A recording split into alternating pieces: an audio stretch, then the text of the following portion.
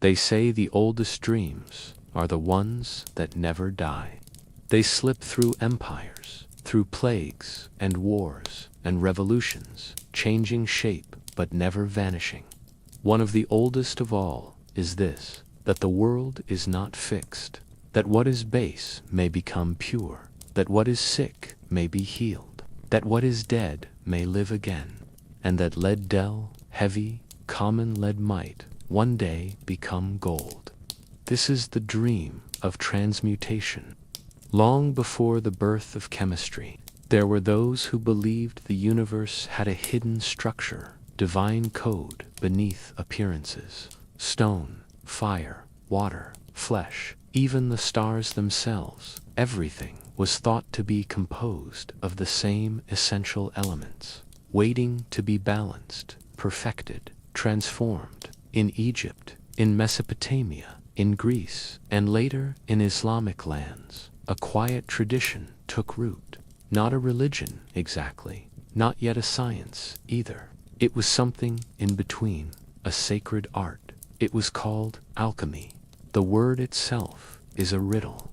Some say it comes from the Egyptian word chem, meaning black earth, the fertile soil along the Nile, the land of mystery and rebirth. Others trace it to the Arabic alchemy, meaning simply the art. But what kind of art could promise to transmute matter and maybe the soul along with it? At the heart of alchemy lay the philosopher's stone, more than a material. It was a symbol, one said, to turn lead into gold, cure all illness, and grant immortality. Not every alchemist took it literally.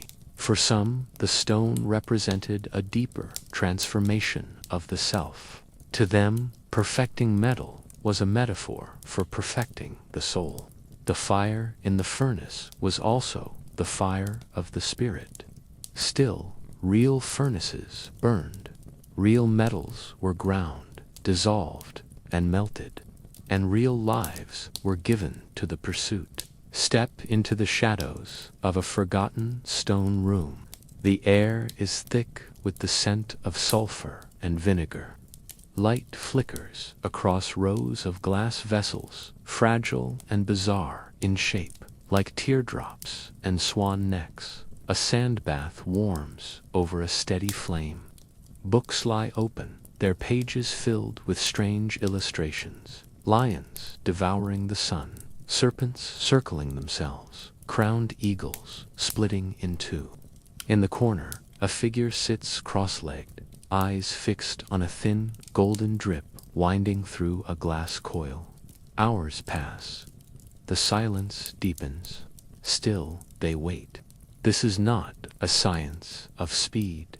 It is a discipline of patience, silence, and devotion. Some alchemists were monks, others outcasts. A few were summoned to royal courts, but all shared the belief that nature guarded her secrets closely and that only those who truly sought them might draw them into light. Outside these walls, alchemists were curious. Some praised them as sages. Others laughed at them as fools. Many feared them. Church authorities condemned their secrecy. Scholars dismissed their lack of structure. Neighbors whispered of sorcery. Still, the work continued, quietly, often in poverty, always with hope. Their writings disguised meaning in allegory. Their drawings teemed with metaphor. They spoke of dragons and angels, of sun and moon weddings, of metals with human souls, riddles upon riddles, but for a reason. Wisdom, they believed, must be earned. Yet within the riddles there was order, a kind of method. Alchemy gave the world its first true laboratories, its first controlled experiments. It forged the tools, beakers, flasks, crucibles that still fill labs today. The dream may have been gold, but the legacy was glass. Why does the dream endure? Perhaps because it mirrors the deepest of human longings to change, to become more than what one is, to transform pain into meaning. to slow the rust of time. Alchemists didn't find the gold they imagined, not the kind kings hoped for, but they found something else. A language of transformation, a habit of wonder, a fire that never quite went out. They passed it on quietly, symbol by symbol, glass by glass, to the age that followed, the age of science. The world the alchemists knew was not the world as we know it today. It was a place of mystery and correspondence, where everything in the heavens had a mirror in the earth, and every material object carried a hidden essence. Mountains weren't just piles of stone, they were bones of the earth. Metals weren't just substances, they were beings in transformation. The cosmos was a living, breathing organism, and the alchemist's role was not merely to observe it, but to take part in its divine unfolding. To live as an alchemist was to see the world as layered, the physical, the spiritual, the symbolic, all woven into one fabric. Fire wasn't just heat, it was purification. Water cleansed, but it also dissolved, symbolized intuition, and mirrored the moon. Earth brought stability, while air gave breath to thought and spirit. Every element had a character, every metal had a soul. Every process in the lab echoed a greater mystery in the soul of the one who performed it. This worldview was not born in Europe.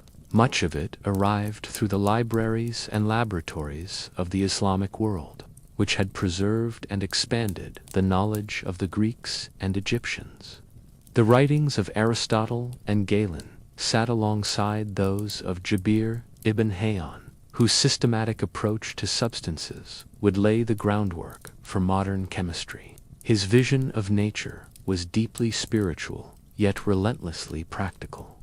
Distillation, crystallization, sublimational were not just metaphors, but techniques, real and repeatable. In this enchanted world, metals were not fixed categories, but living entities in stages of growth. Lead was young, crude, full of potential. Gold was perfection, stable, incorruptible, eternal. Between the two stretched a path of fire, water, patience, and time. Just as the soul might rise toward divine union, so too could base matter ascend through alchemical work. The lab was a sanctuary, the furnace an altar, and the goal a marriage of heaven and earth. The language used to describe all this was poetic by necessity. How else to speak of things seen only in symbols and dreams?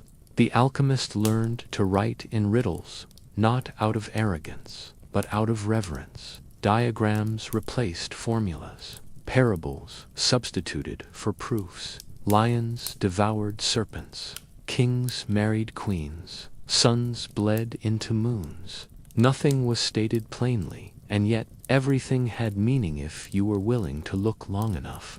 And look, they did, for hours, days, years, in silence, in smoke, in failure.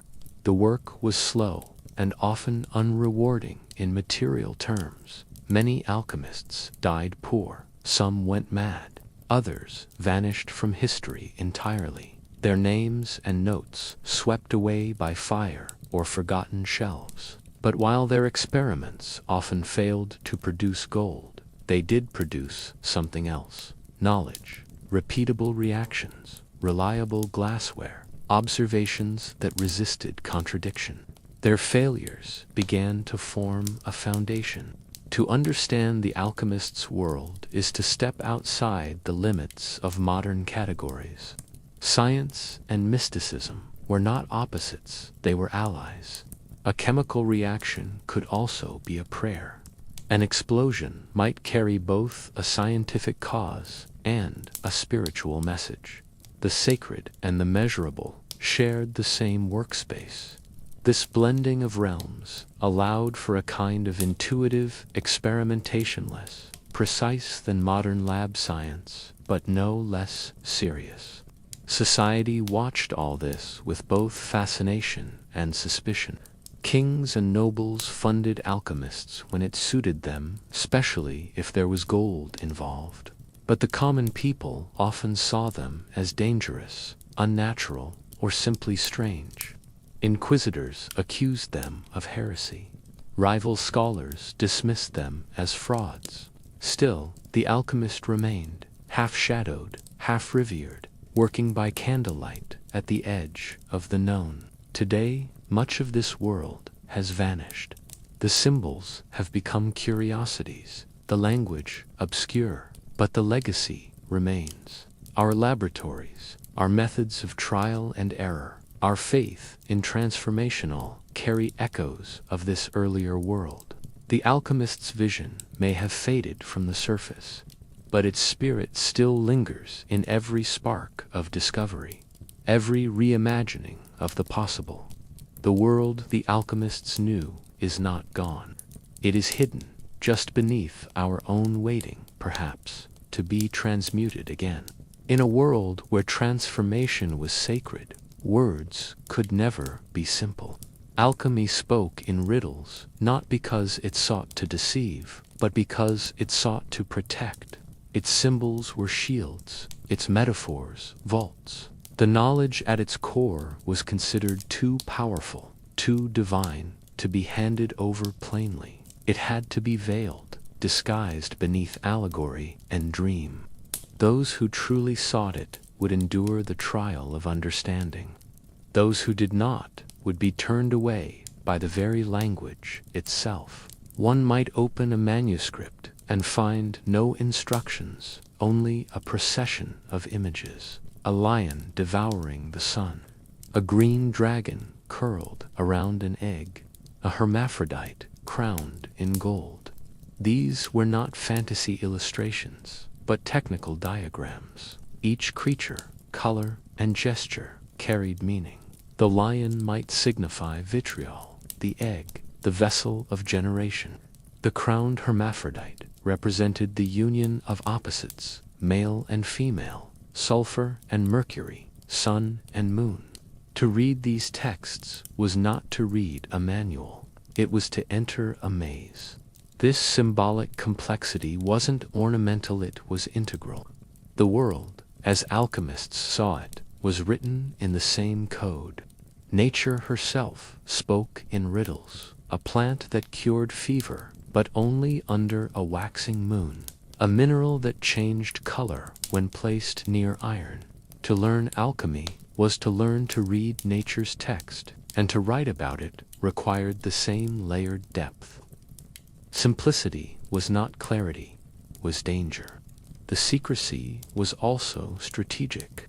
Alchemists operated on the margins of society, often pursued by religious authorities or rival scientists. Some, like Zosimos of Panopolis, believed that revealing their secrets could bring disaster. Others feared theft or misuse. Encoding their work in metaphor made it legible only to the worthy. Even among themselves, alchemists disagreed about how much should be shared. Some passed their secrets only to chosen apprentices. Others died with their knowledge sealed in ciphers. But not all symbols were silent. The laboratory itself became a language. The alembic spoke of separation, the crucible of trial, the furnace of transformation through fire. Fire was the great awakener, broke down, purified, renewed. In the alchemical worldview, fire was not destruction, it was passage, and in that passage, the base could become sublime, metal could become gold, flesh could become spirit. The alchemist's fire had no fixed temperature, no industrial uniformity. It lived, it breathed, it had to be fed and watched and known as one might know a horse or a storm. Many alchemical texts referred to it as the secret fire, not because it was hidden, but because it was alive, a force, not just a flame. It could burn away the false. It could reveal the true. The symbol of the Ouroboros serpent eating its own tail appears again and again in these writings.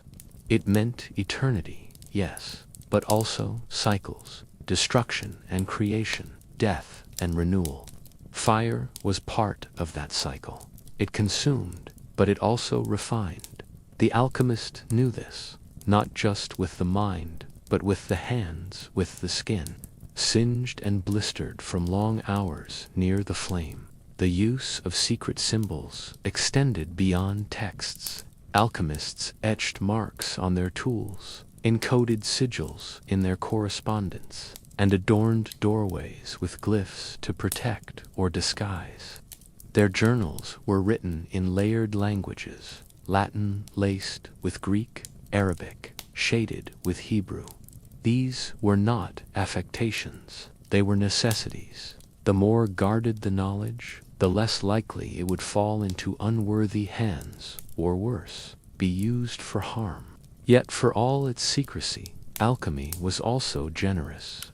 It invited the reader to participate, to decipher, to earn revelation.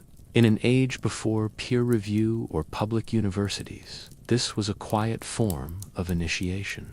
A reader who made it through the labyrinth of metaphors, who studied the dragon and the sun, who endured confusion and kept going, that reader was ready. The symbols did not keep people out. They tested who was ready to come in. Today, we look at those manuscripts, illuminated, delicate, sometimes absurd, and we smile. We see them as relics of a more imaginative age. But to their creators, these pages were living things. They carried weight, they concealed danger, and they whispered transformation. The symbols have not vanished. They have only changed shape. In every abstract equation, every hidden pattern, every code and cipher and sigil we still use, we hear the echo of the old language, the language of secrets and fire. They worked in silence, behind closed doors, their hands blackened by smoke, their shelves crowded with glass. Their neighbors whispered. Were they sages or spellcasters, saints or sorcerers? In the half-lit world between science and myth, the alchemists walked a narrow line. To some, they were visionaries. To others, they were dangerous. Society's view of the alchemist was never stable. In royal courts, they were courtitive, not trusted. Kings hoped they might spin treasure from dross or cure death itself. A successful alchemist, or one who appeared successful, might win gold, land, and protection. But if their secrets failed to bear fruit, favor vanished. Some were exiled, some imprisoned, others simply disappeared. Among the common people, reactions ranged from awe to fear. A man who boiled strange powders at midnight, who muttered in dead languages and drew symbols on his door, was rarely trusted. Rumors grew. Some believed alchemists summoned spirits or trafficked with demons. Others accused them of poisoning wells, causing plagues, or defying God. It did not help that alchemy shared many symbols with magic and astrology arts, long persecuted by religious authorities. The Church, for its part, was conflicted. Certain strands of Christian theology admired the metaphor of transformation turning the sinful soul into one of grace. Some monks practiced quiet alchemy, cloaked in piety. But when secrecy bred suspicion, or when ambitions turned toward immortality or gold, the Church often responded with condemnation. Heresy trials, book burnings, and excommunications followed. The boundary between alchemist and heretic was paper-thin. Inquisitions sometimes targeted them not for what they had done, but for what they might discover. Knowledge, in the wrong hands, was a threat. And alchemists had a way of poking at boundaries between man and God, between life and death, between known and forbidden. They claimed to reveal secrets hidden since creation. that made them dangerous not just to theology, but to order itself. The accusations were not always unfounded.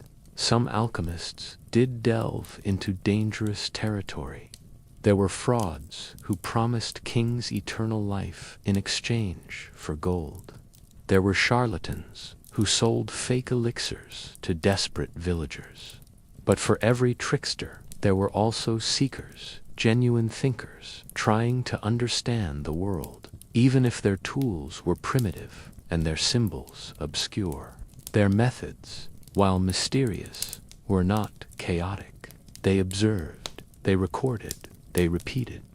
Many of the techniques they pioneered, distillation, fermentation, crystallization, became the foundation of modern laboratory science. But because their language was symbolic and their intentions spiritual, their work was rarely understood by outsiders. Still, something in their persistence made society uneasy. They refused easy categorization. They weren't priests, but they invoked the sacred. They weren't doctors, but they healed.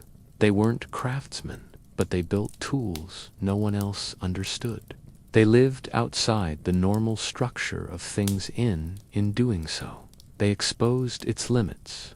Some stories tell of alchemists hounded from towns, their manuscripts burned, their homes ransacked. Others tell of quiet triumphs, a noble cured of fever, a famine lessened by strange powders, a scholar spared execution by a well-placed tincture. The truth, as always, lies somewhere in between. They were neither saints nor sorcerers. They were something stranger, people trying to read the divine in the language of matter. Today, the line they walked still exists. Scientists push against dogma.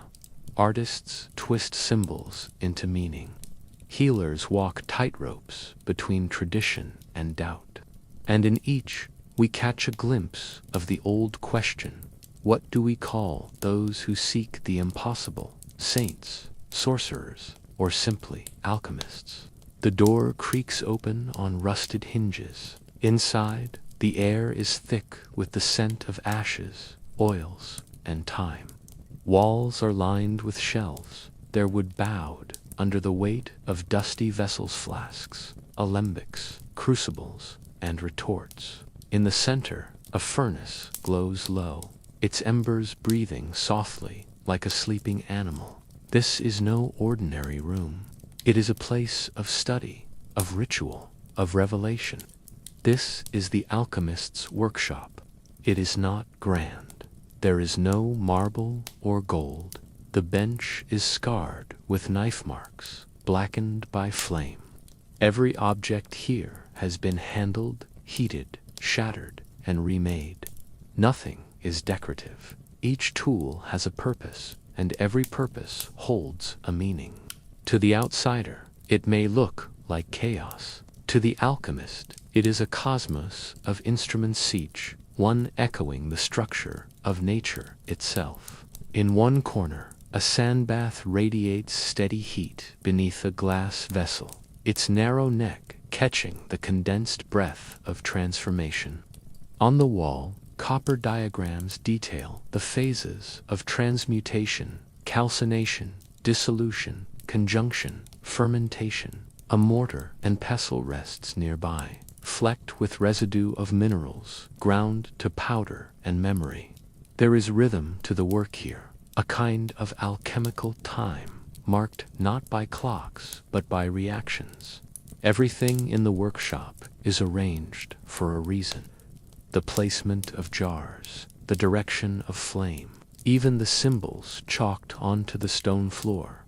This space is sacred, a temple disguised as a tool shed. Its rituals are not just practical, they are philosophical. Lighting the furnace is an invocation. Pouring the tincture is a prayer. The laboratory is both altar and classroom. But the work is not easy. It demands patience, solitude, and often pain. Temperatures must be watched for days. Materials break. glass explodes. Experiments fail more often than they succeed. Sleepless nights are common. Fingers become calloused, lungs scarred from fumes. And yet, through all this, the alchemist persists, not out of greed, but out of devotion to a truth just out of reach. The tools themselves bear the memory of this struggle. The crucible is stained black from countless firings. The alembic is patched with resin where the glass cracked but refused to break. The bellows are worn smooth where hands have pressed them in rhythm again and again. These are not just objects, they are witnesses. They remember. They hold the echo of every failure, every flicker of success. Light in the workshop is always uncertain. It comes from candles, oil lamps, or the deep red glow of the furnace. Shadows move across the walls, like thoughts half-formed. In the gloom, the alchemist leans forward, watching for signs, a change in color, a hiss of steam, the first trembling of liquid gold. They wait not as technicians, but as guardians of a fragile process, the transformation of matter, and perhaps of self. Many alchemists worked alone, but some, especially those attached to courts or monasteries, had assistants, often young, curious, and overworked. They fetched wood, ground, or cleaned the lab at midnight. In return, they learned by observation, by mimicry, by fire. There were no formal schools, no certificates. Knowledge passed from hand to hand, through burned fingers and shared wonder. What was made in these rooms? Not just elixirs or powders, not just failed gold. Ideas were born here, ideas about heat, reaction, transformation. Every time a metal dissolved in acid, the world tilted slightly toward chemistry. Every time a flask condensed vapor, physics moved one step closer. These were workshops of modernity, even if their occupants never knew it. Today, most of these rooms are gone. Some fell to fire. Others were dismantled by heirs who saw only clutter. A few survive in museums behind glass. But the spirit of the workshop remains in every laboratory, in every handmade tool, in every quiet room where a lone thinker waits for something hidden to reveal itself. The alchemist's workshop never truly vanished. It simply changed shape. Among all the legends that haunted the margins of science and myth, none burned brighter than the philosopher's stone. To those outside the tradition, it sounded like a fairy-tale object said to turn lead into gold, cure all disease, and grant eternal life. But to the alchemists who labored in shadowed rooms and under flickering lamps, the stone was more than a dream. It was a symbol, a destination, a sacred puzzle waiting to be solved. The promise of gold drew kings and criminals alike. The very idea that common, heavy lead could be transmuted into radiant, incorruptible gold was irresistible. Gold was not just wealth. It was purity, stability, perfection. It did not rust or decay. It was the metal closest to the sun, both in color and in mystery. For rulers who feared war and collapse, gold meant power. For mystics, it meant truth in physical form. But the deeper promise of the stone was not gold, it was immortality. The elixir of life, sometimes said to be a liquid form of the stone, was believed to cure all illness and prolong life indefinitely. To hold the stone was to defy time. In this belief lay the essence of the alchemical worldview. Nothing was fixed. Everything could change, ascend, be purified. If matter could evolve, so could the soul. If metal could be reborn, so might the body. Descriptions of the stone vary wildly across texts. Some call it a red powder, glowing with heat, but never consumed. Others describe it as a translucent crystal, cool to the touch, yet brimming with energy. It is called the red lion, the blood of the sun, the hidden seed. In every case, it is a paradox, solid and liquid, real and metaphorical, hidden yet present. It is everything and nothing, a truth cloaked in symbols. To search for the stone was to undertake a lifelong quest, not just of chemistry, but of character. Many texts insist the alchemist must purify himself before he can purify matter. Pride, greed, impatience, these were poisons to the work. The stone, it was said, would only reveal itself to the worthy. And so the laboratory became a site of inner trial. Every failed experiment mirrored a flaw to be overcome. Every breakthrough, a spiritual insight earned. There were those who claimed to have found it. Nicolas Flamel, a Parisian scribe, was rumored to have discovered the stone after deciphering a mysterious book. Legends say he lived far beyond a normal span, using his wealth to fund hospitals and shelters. Others whispered of Basil Valentine, whose texts hinted at knowledge too precise for the age. Yet whether these claims were fact, fraud, or fable mattered less than the hunger they fed the belief that the stone was real, and not just physically. The stone also carried danger, not just because of the explosive reactions in its pursuit, but because of the power it promised. Governments feared those who sought to create gold. Religious authorities distrusted those who claimed eternal life. To pursue the stone openly was to risk accusation, exile, or worse. And so the knowledge was hidden, layered in allegory, passed in whispers, buried in texts written in 7 languages at once. Still, the search continued. Generation after generation, alchemists returned to their furnaces, their scrolls, their quiet rituals. They believed not in shortcuts, but in transmutation through process. They knew gold could be faked, immortality imagined. But still, they searched not for wealth, not for power, but for the transformation itself. For the moment when the impure becomes pure, when the heavy becomes light, when the impossible becomes visible. In this way, the philosopher's stone was never just a substance.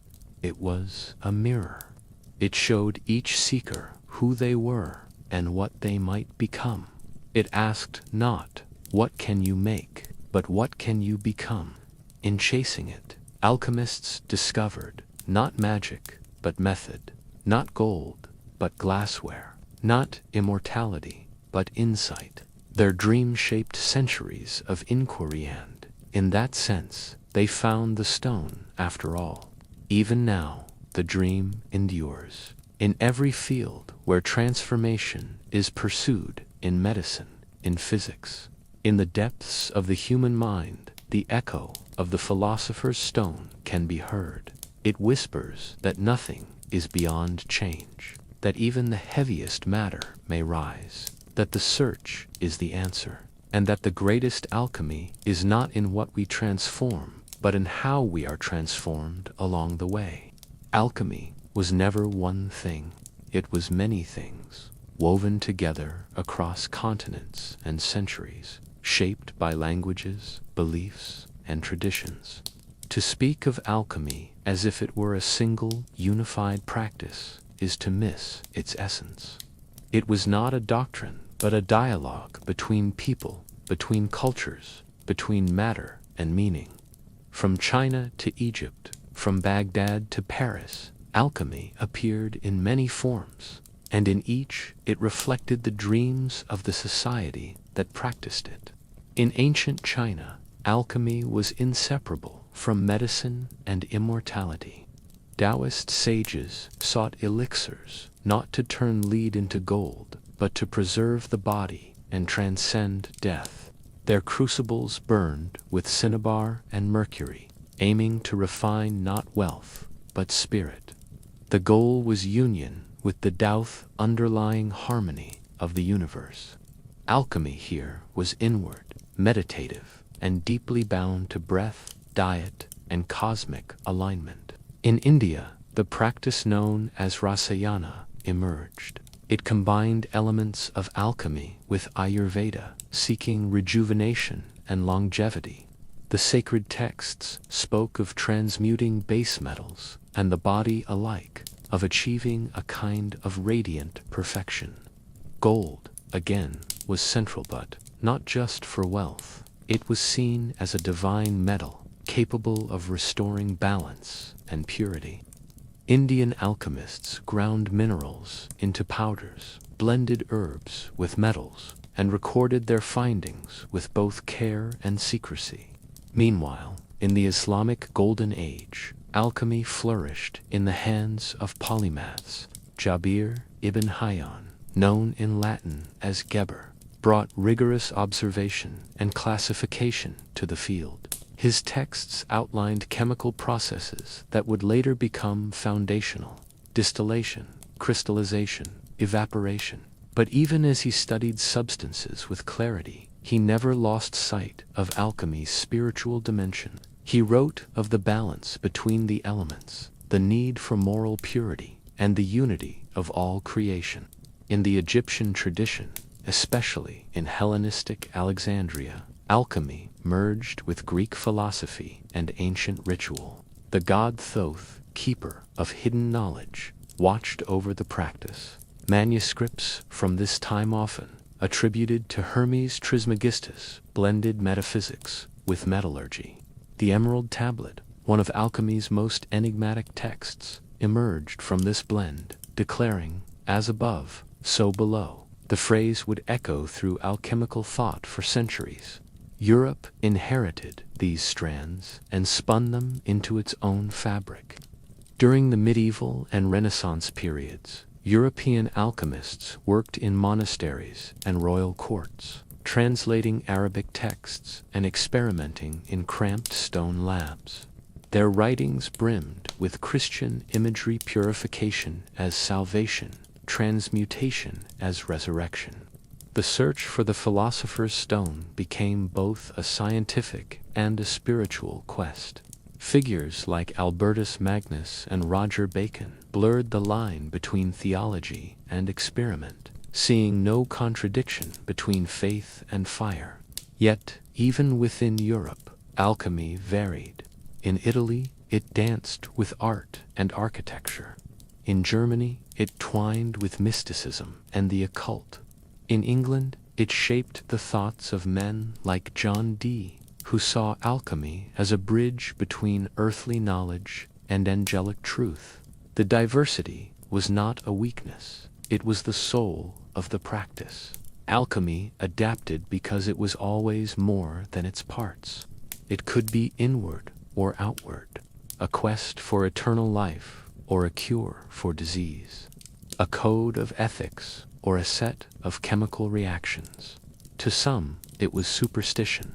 To others, it was science ahead of its time.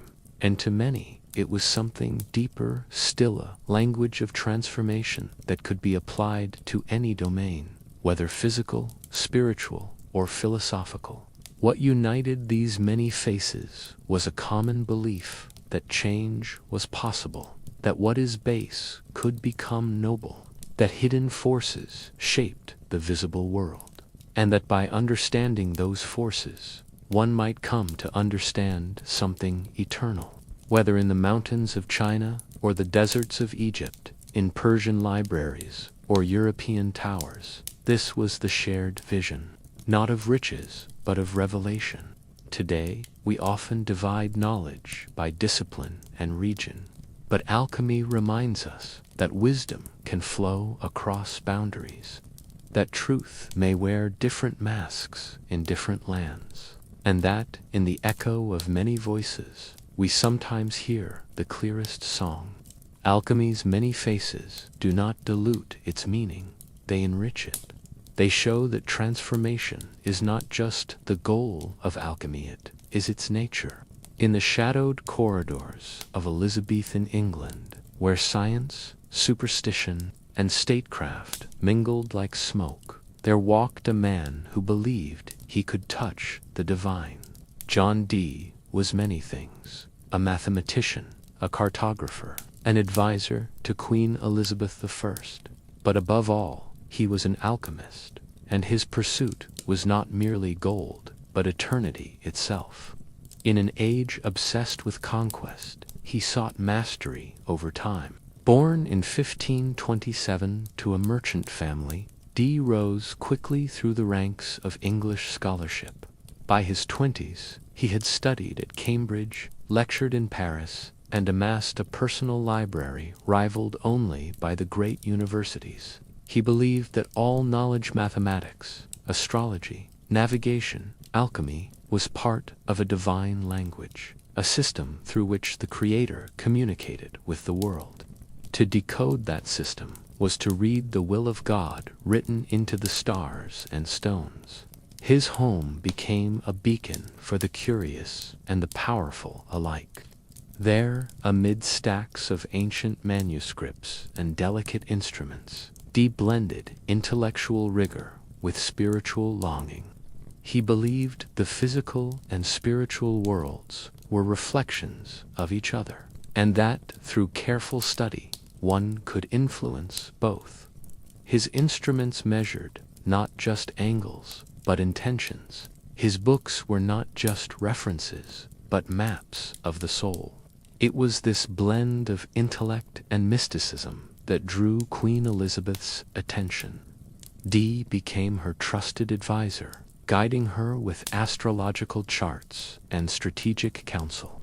Some whispered he had cast spells for her, others that he summoned angels.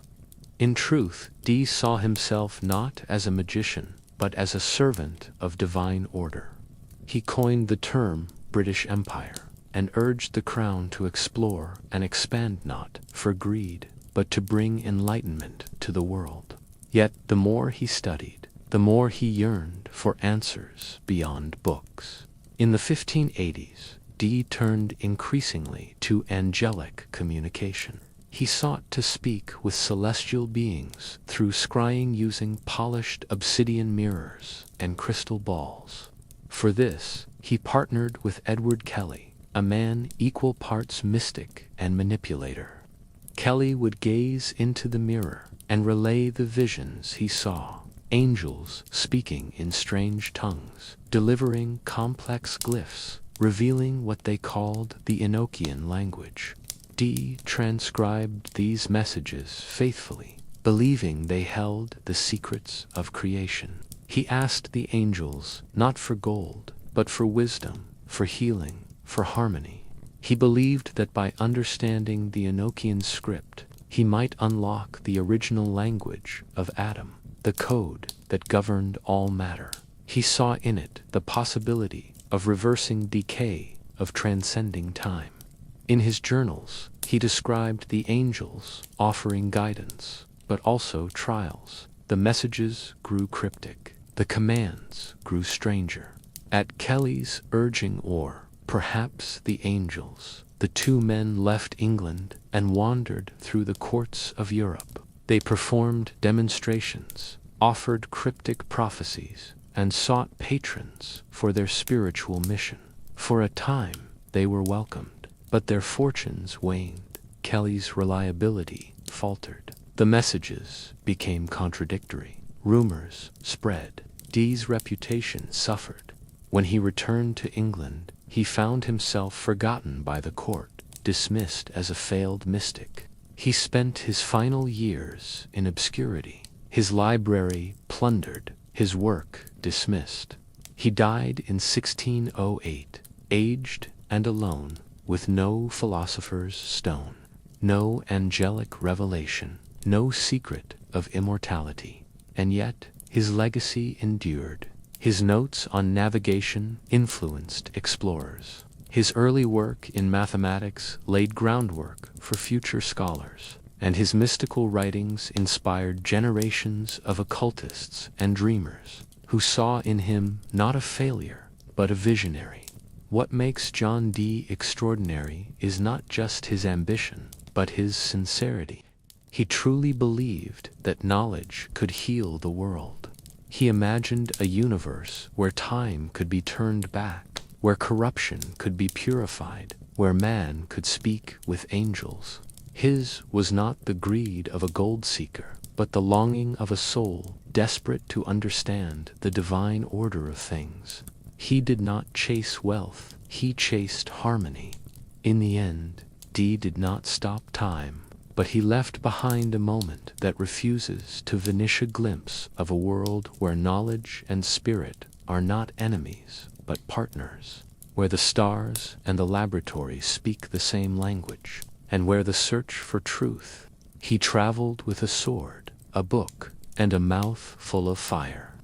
In a Europe trembling between superstition and science, he called out the scholars, the doctors, the priests. He burned their books, he mocked their rituals. He spoke not in Latin, but in the language of the people. His name was Theophrastus von Hohenheim.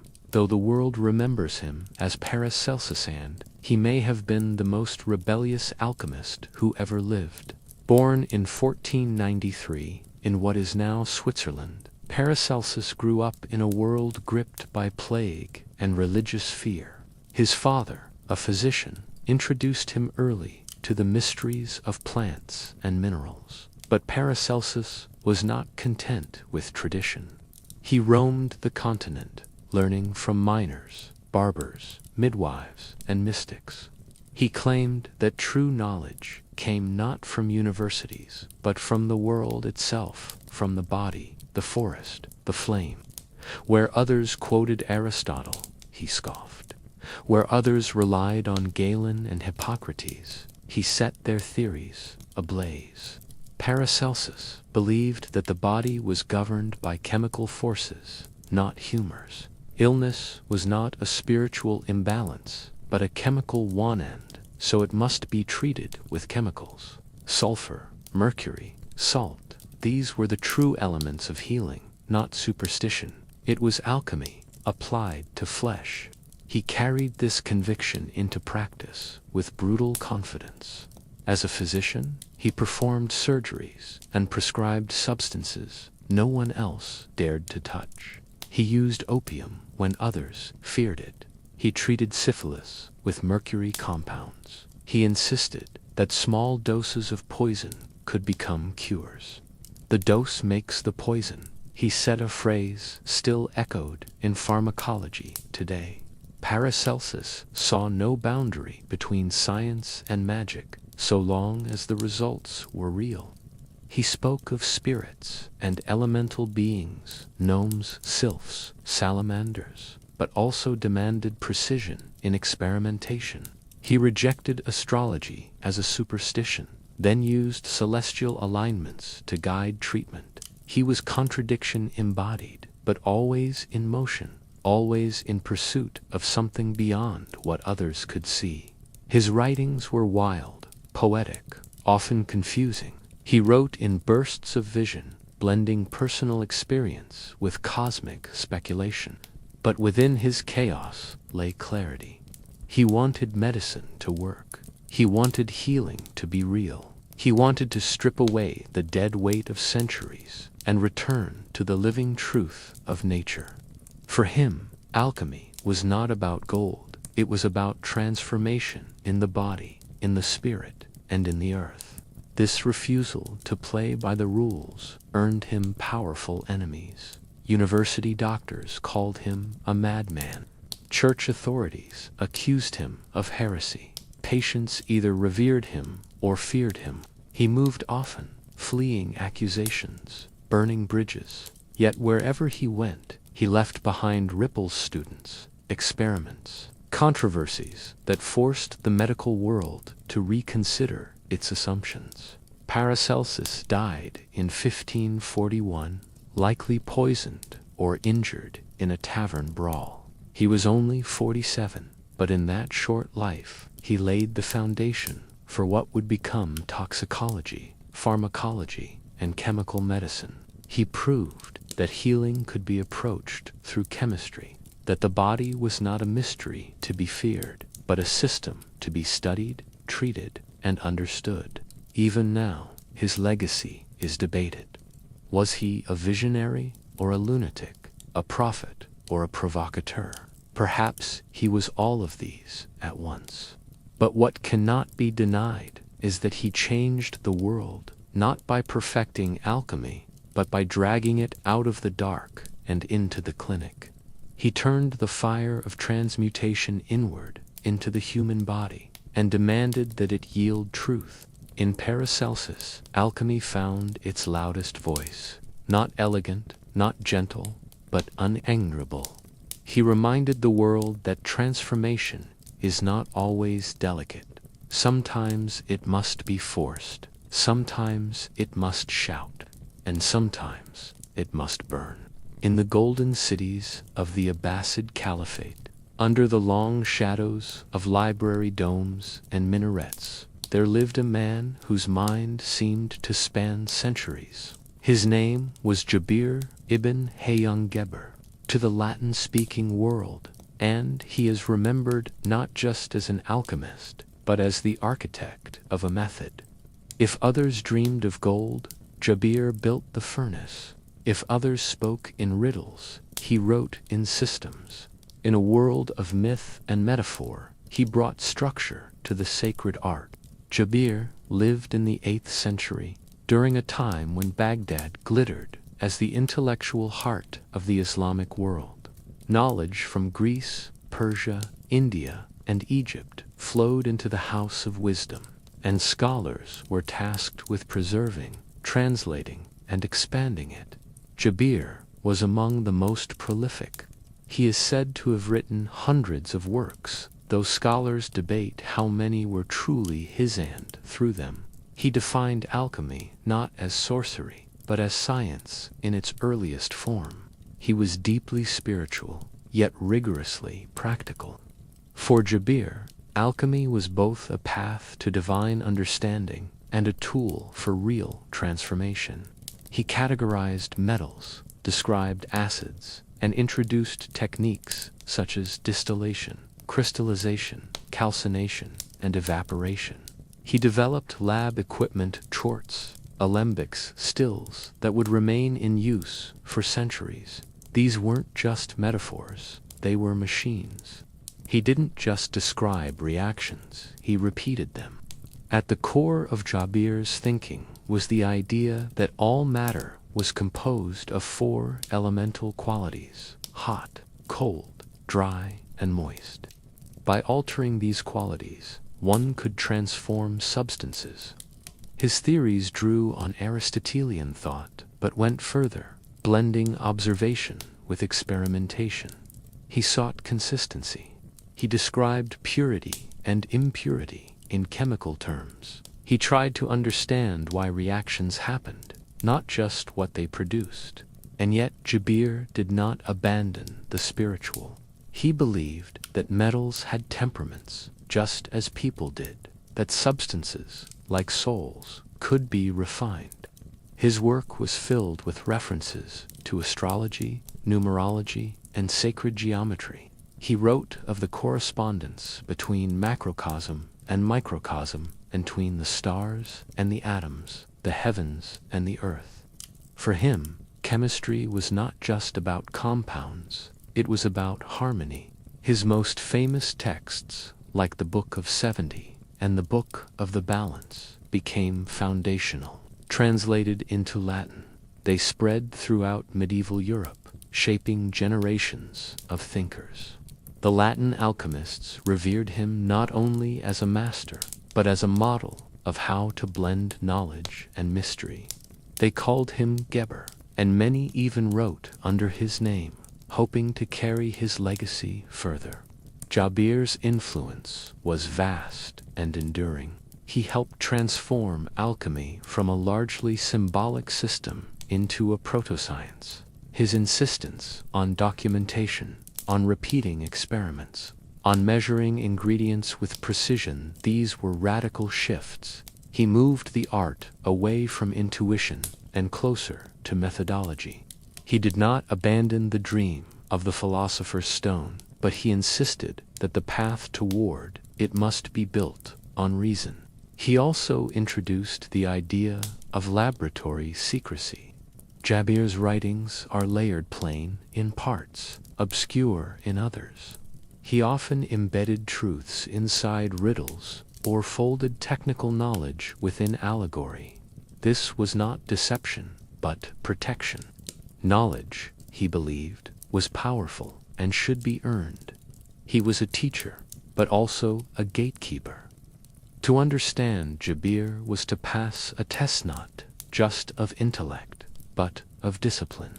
Modern historians call him the father of chemistry, and the title fits. So many of the techniques taught in schools today, how to distill a liquid, how to separate a compound, how to identify a reaction, begin with his observations. But Jabir was more than a chemist. He was a philosopher of matter, a theologian of transformation, a man who saw no contradiction between studying creation and honoring the Creator. In Jabir ibn Hayyan, we find the meeting point of two worlds, the mystical and the material. He did not choose between them. He used one to deepen the other. And in doing so, he gave alchemy something it had never fully had before: backbone of reason. He built the bridge that future scientists would walk across, often unaware of the hands that laid the stones. But they were his, and they endure. In the ancient city of Alexandria, where scrolls whispered and stars were studied like scripture, there lived a woman whose name passed through centuries like a secret flame. Maria, the Jewess also known as Maria the Prophetess, was one of the earliest recorded alchemists in history. Though much of her life is cloaked in legend, her legacy echoes in every laboratory that ever warmed a glass vessel over fire. Maria lived sometime between the 1st and 3rd centuries CE, at a time when Alexandria was a crossroads of ideas. Egyptian ritual, Greek philosophy, Jewish mysticism, and early Roman science all mingled there. It was a city of libraries and laboratories, of temples and markets. In that environment, Maria worked not as a myth-maker, but as a maker of tools. She was not simply interpreting the world. She was building the means to transform it. What she gave to alchemy was both practical and profound. She invented devices still used in name and function to this day. The most famous is the bain-marie, or Mary's batha gentle heating technique, where a container is placed in a bath of hot water to regulate temperature. It is used in kitchens as well as chemical labs, in the tempering of chocolate and the distillation of oils. To create a method so enduring is no small feat. It suggests a deep understanding not only of transformation, but of care. She also developed the tribicos, an early distillation apparatus with 3 arms to collect purified substances, and the keratokis, a sealed vessel used for sublimation where solids are transformed into vapor without becoming liquid. These tools allowed for new experiments, greater precision, and a wider range of alchemical possibilities. In a tradition filled with symbols and allegories, Maria brought engineering. She gave alchemy its first architecture. Maria is often credited with shaping the practice of alchemy into something repeatable, something methodical. Her approach was systematic. She wrote about ratios, temperatures, timing. Her surviving fragments, quoted by later authors like Zosimos, of Panopolis speak of balance, of patience, of the need to respect the process. 1 becomes 2, 2 becomes 3, and out of the 3rd comes the 1 as the 4th. She wrote a cryptic formula that later alchemists treated with reverence. That phrase, enigmatic as it is, encapsulates alchemy's core: unity hidden in multiplicity, a belief that transformation is not chaos but a sequence, that matter has its own rhythm, and the alchemist must listen. Maria's work suggested that even the most volatile of elements could be guided gently. If one had the right vessel, the right flame, the right heart. Very little is known of her personal life. No surviving portraits, no letters, only her inventions and the scattered quotations of those who came after. In a field often dominated by men, Maria's name endured not as a token, but as a teacher. Later, alchemists spoke of her with respect, calling her sister prophetess, philosopher. She became both figure and foundation, a quiet architect beneath centuries of inquiry. Her legacy is more than mechanical, it is philosophical. To create a method that others can follow is to believe in shared knowledge. To make tools that endure is to shape the hands of the future. In every lab where heat is controlled, where substances are coaxed into change, Maria's ghost lingers not in the symbols on the page, but in the shape of the glass and the curve of the flame. Maria the Jewess reminds us that the alchemical tradition was never purely about metaphor. It was also about materials. It was about designing spaces where transformation could happen safely, slowly, again and again. She gave alchemy not just ideas, but structure.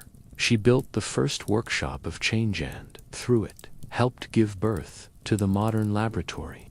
In every school book, Isaac Newton is the man beneath the apple tree, the architect of gravity, the father of classical physics. His name crowns the age of reason. But behind the neat equations and laws of motion, there was another Newton, one far stranger, far more secretive. In the quiet hours, when the world was not watching, Newton was an alchemist. For years, his alchemical studies were buried, dismissed as an embarrassment. Enlightenment scholars preferred the image of a rational genius, not a mystic scribbling symbols into the night. But his private papers told a different story. Thousands of pages, recipes for the philosopher's stone, experiments with mercury and antimony, translations of obscure alchemical tracts. Newton, the scientist, was real, but so was Newton the seeker, peering into the furnace for something eternal. He approached alchemy not as a curiosity, but as a code to be cracked. He believed that ancient civilizations had once known the fundamental truths of nature, truths encoded in myth, scripture, and symbol. Alchemy, he thought, was the language they used to preserve that knowledge. If he could learn to read it, he might uncover the original principles of the universe. Not just physical laws, but spiritual ones. The keys to creation itself. Newton built his own laboratory at Trinity College. There, he worked in solitude, distilling volatile substances, combining metals, measuring reactions. He was meticulous. He recorded failures alongside triumphs. He read texts by George Starkey, Basil Valentine, and Geber, hunting for patterns and hidden meanings. He was drawn to processes of purification, calcination, dissolution, conjunction. To Newton, these were not just chemical phases. They were metaphors for cosmic transformation. One of his most studied texts was the Emerald Tablet, attributed to Hermes Trismegistus. Its phrase, "as above, so below," resonated deeply with Newton's worldview. He believed the heavens and the earth reflected one another, that gravity, light, and motion were all expressions of a divine harmony. He did not separate science from faith or matter from spirit. For him, all things were made from the same sacred fabric. This belief extended to his understanding of God. Newton saw the universe as a divine machine, governed by laws set by a creator, but he also believed those laws could be known through study. His alchemy was part of this quest, not to defy God, but to draw nearer to him. He hoped the philosopher's stone might offer more than gold. Perhaps it was a key to Eden. Perhaps it could restore what had been lost in the fall. His contemporaries knew little of this side of him. He kept his alchemical work private, fearing ridicule and misunderstanding.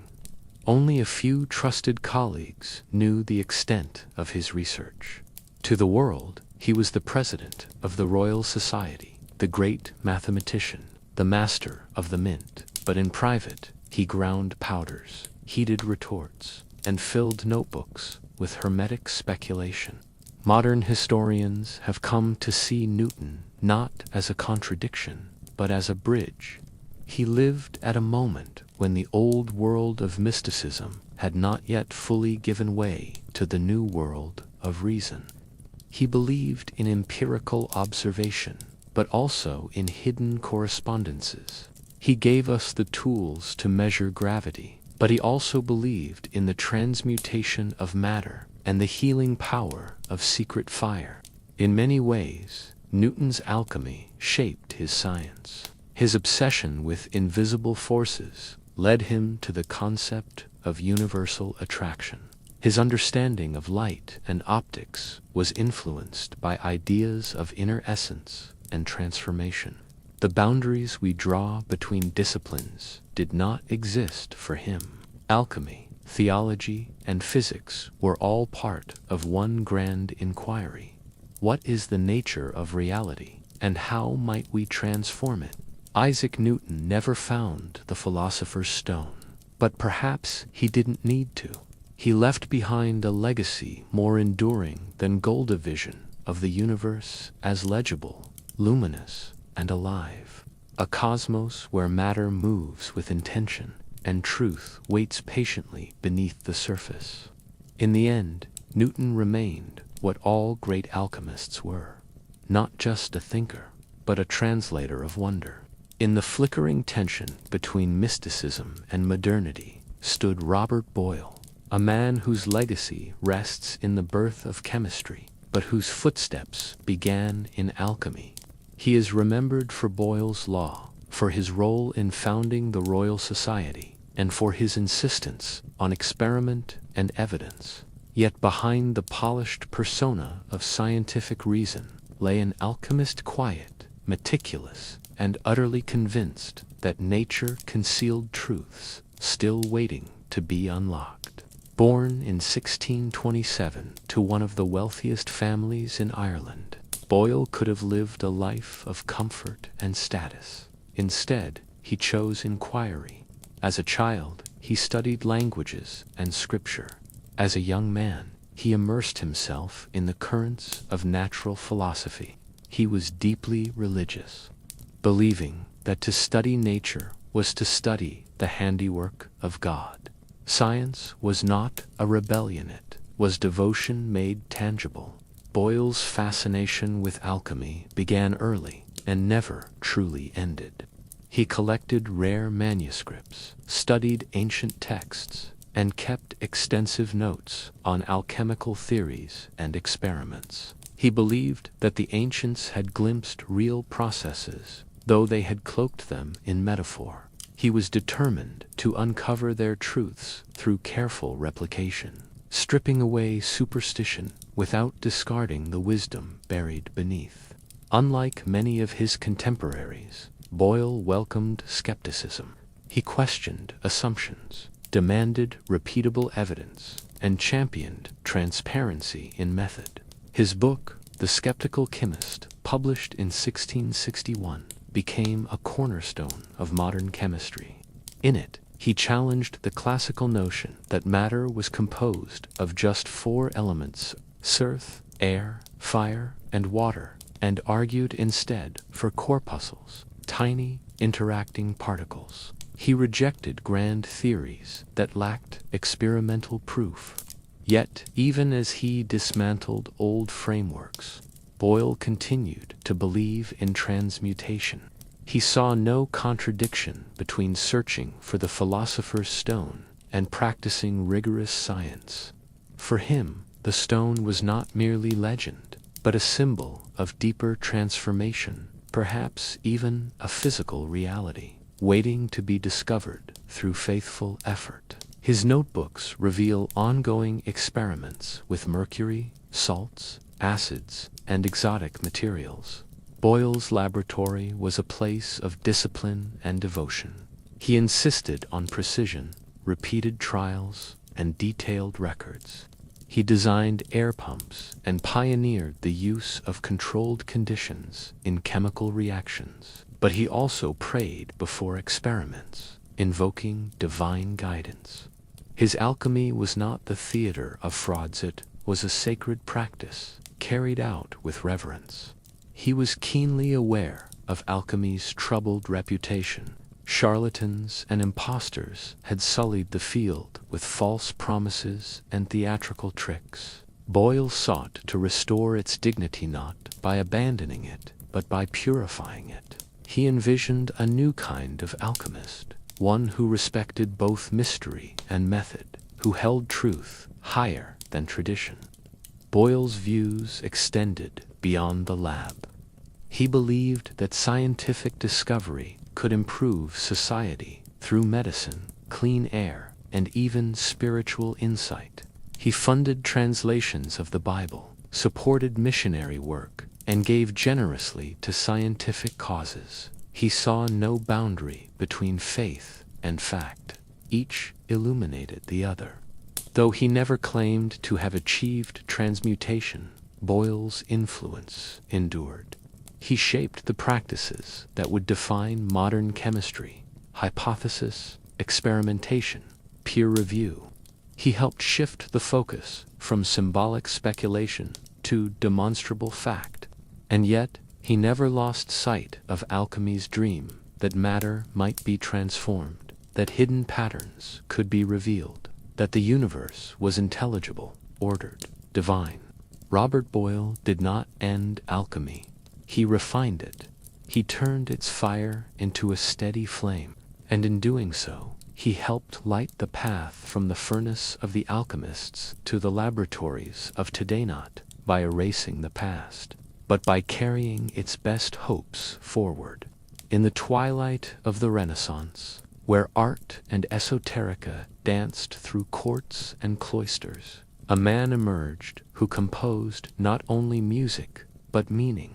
Michael Merocomist, physician, courtier, and mystic, believed the universe was a symphony, and that alchemy was its hidden score. While others sought gold in silence, Mayer sang it into being. His work was not just chemical or philosophical, light was harmonic. Born in 1568 in Rendsburg, in what is now northern Germany, Mayer received a classical education and later studied medicine. He traveled widely, absorbing traditions from across Europe, before settling into a role as personal physician and counselor to Holy Roman Emperor Rudolph II. In Rudolph's eclectic court, filled with astrologers, magicians, and mathematicians, Mayer's passion for alchemy found fertile ground.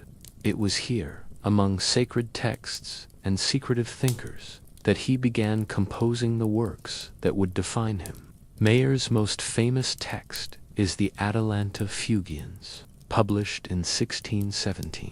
It is unlike any other alchemical treatise. Structured as an emblem book, it contains 50 emblems each, paired with a motto, a poetic verse, a prose explanation, and a piece of music written in 3 voices. These fugues, meant to be sung by 3 singers, represented the alchemical triad: sulfur, mercury, and salt. The book was not meant to be read, was meant to be experienced. Eyes, ears, intellect, and spirit were all invited to participate. Through image, word, and sound, Mayer conveyed the stages of transmutation, dissolution, conjunction, fermentation, sublimation. Each emblem was a riddle, each melody a meditation. The process of alchemy, he believed, was not just a chemical path, it was an aesthetic and spiritual one. To understand the work required more than knowledge. It required harmony. For Mayer, music was not metaphoric, was matter. He believed that the vibrations of sound mirrored the inner vibrations of substances. Just as a lute string could be tuned, so too could the soul. Just as notes formed chords, so could opposing elements be joined. His alchemy was resonant, literally. To sing his fugues was, in a sense, to rehearse the operations of the lab. Each tone held intention. Each harmony held a lesson. Mayer also saw alchemy as moral instruction. His writings return again and again to themes of humility, patience, and balance. He warned against the reckless pursuit of gold, against pride masquerading as insight. True transmutation, he insisted, began in the self. The philosopher's stone was not merely a substance, it was a state of being, a perfected alignment of body, mind, and spirit.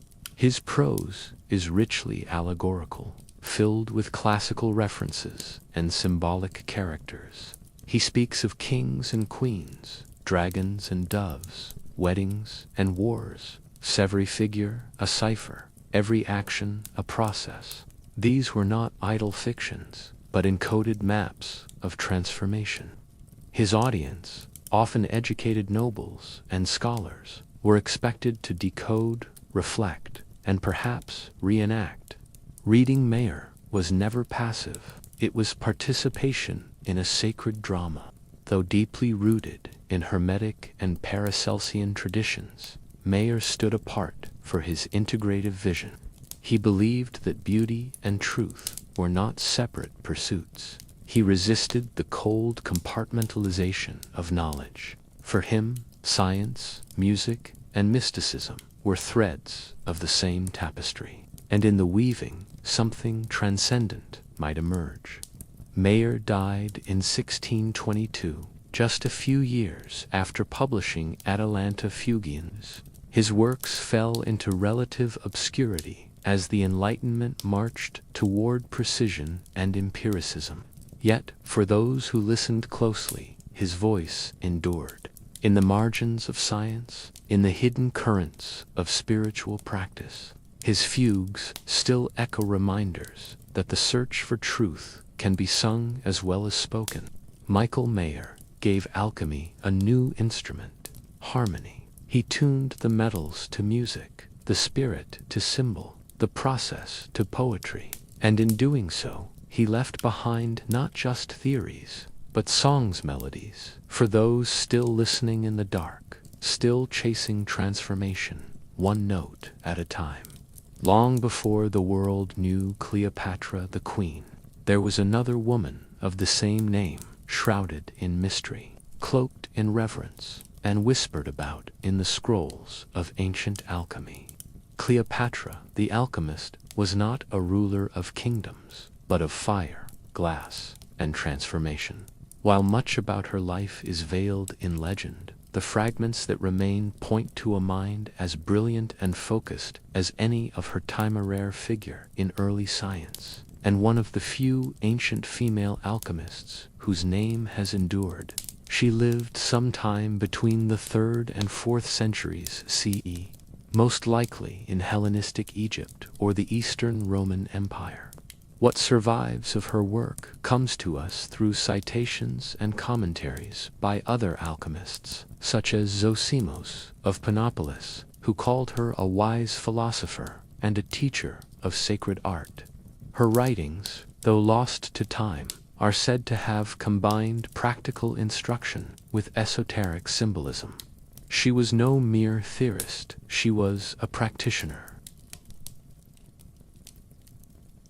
Like Maria, the Jewess before her, Cleopatra treated apparatus not just as means to an end, but as sacred implements. The lab was a temple, the flame an offering.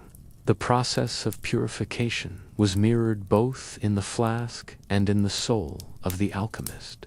Her understanding of the connection between the material and spiritual worlds suggests a depth of philosophical insight equal to any of her male contemporaries. She did not just seek gold, she sought wisdom through transformation.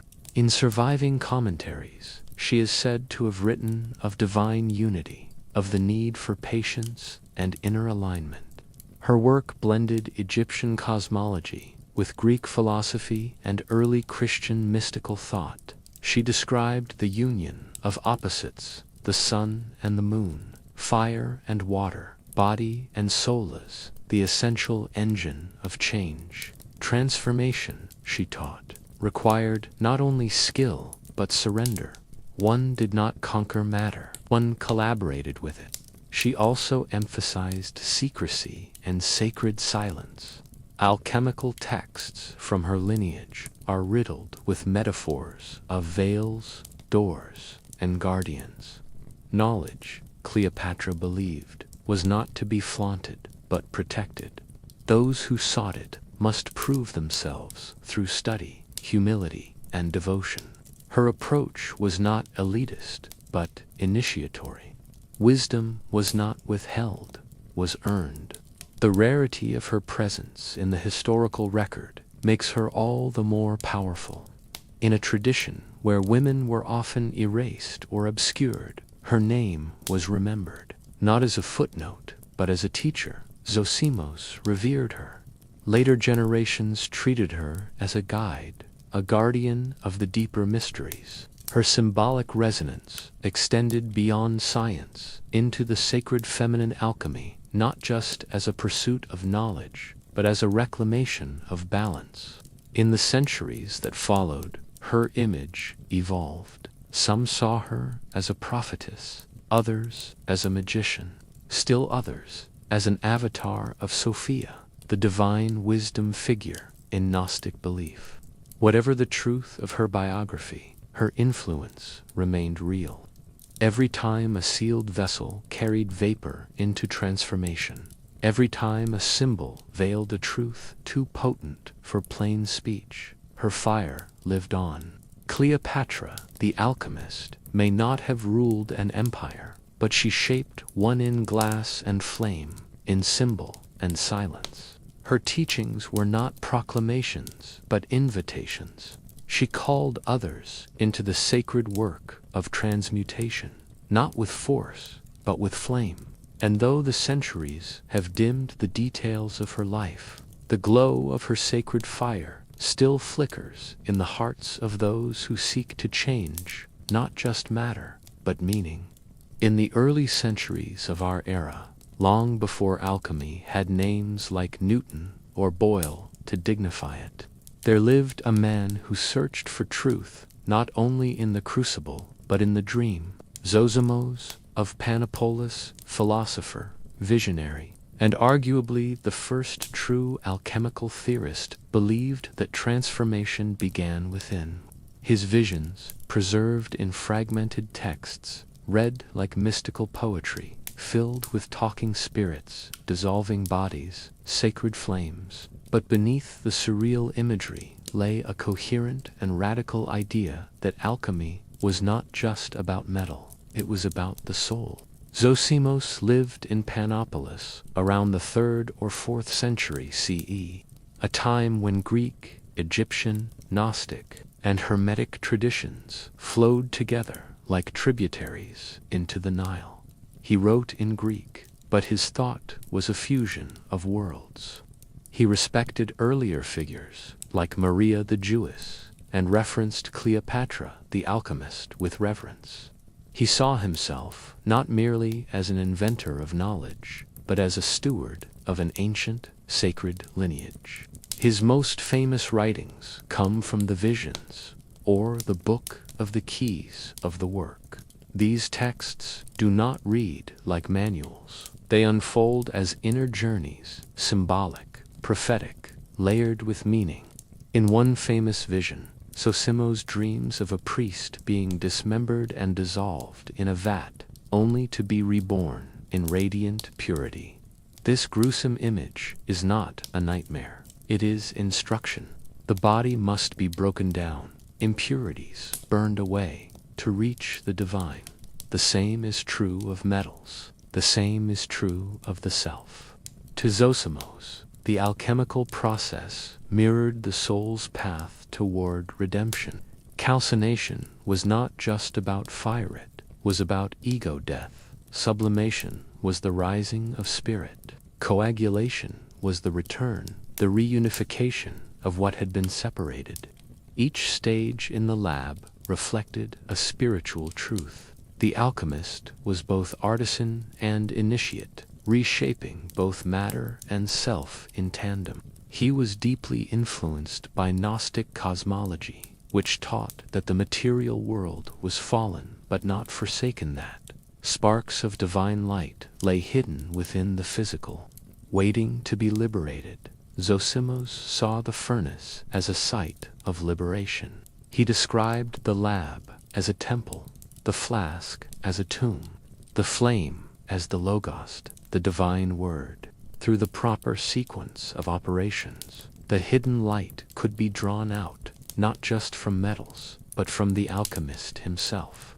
Unlike later alchemists, who often guarded their knowledge behind layers of metaphor, Zosimos wore his mysticism on his sleeve. His language is direct, ecstatic, and strange. He speaks of angels and demons, of purifying tears, of divine intoxication. But he never loses sight of the work, the need for precision, for care, for ethical discipline. He was not advocating chaos. He was mapping a deeper order, one not yet visible to the eyes of the world. Zosimos also wrote about gender and balance. He believed the alchemist must unite the masculine and feminine within the sun and the moon, sulfur and mercury, active and receptive forces. This idea would echo for centuries in alchemical symbolism, but with Zosimos, it is already fully present.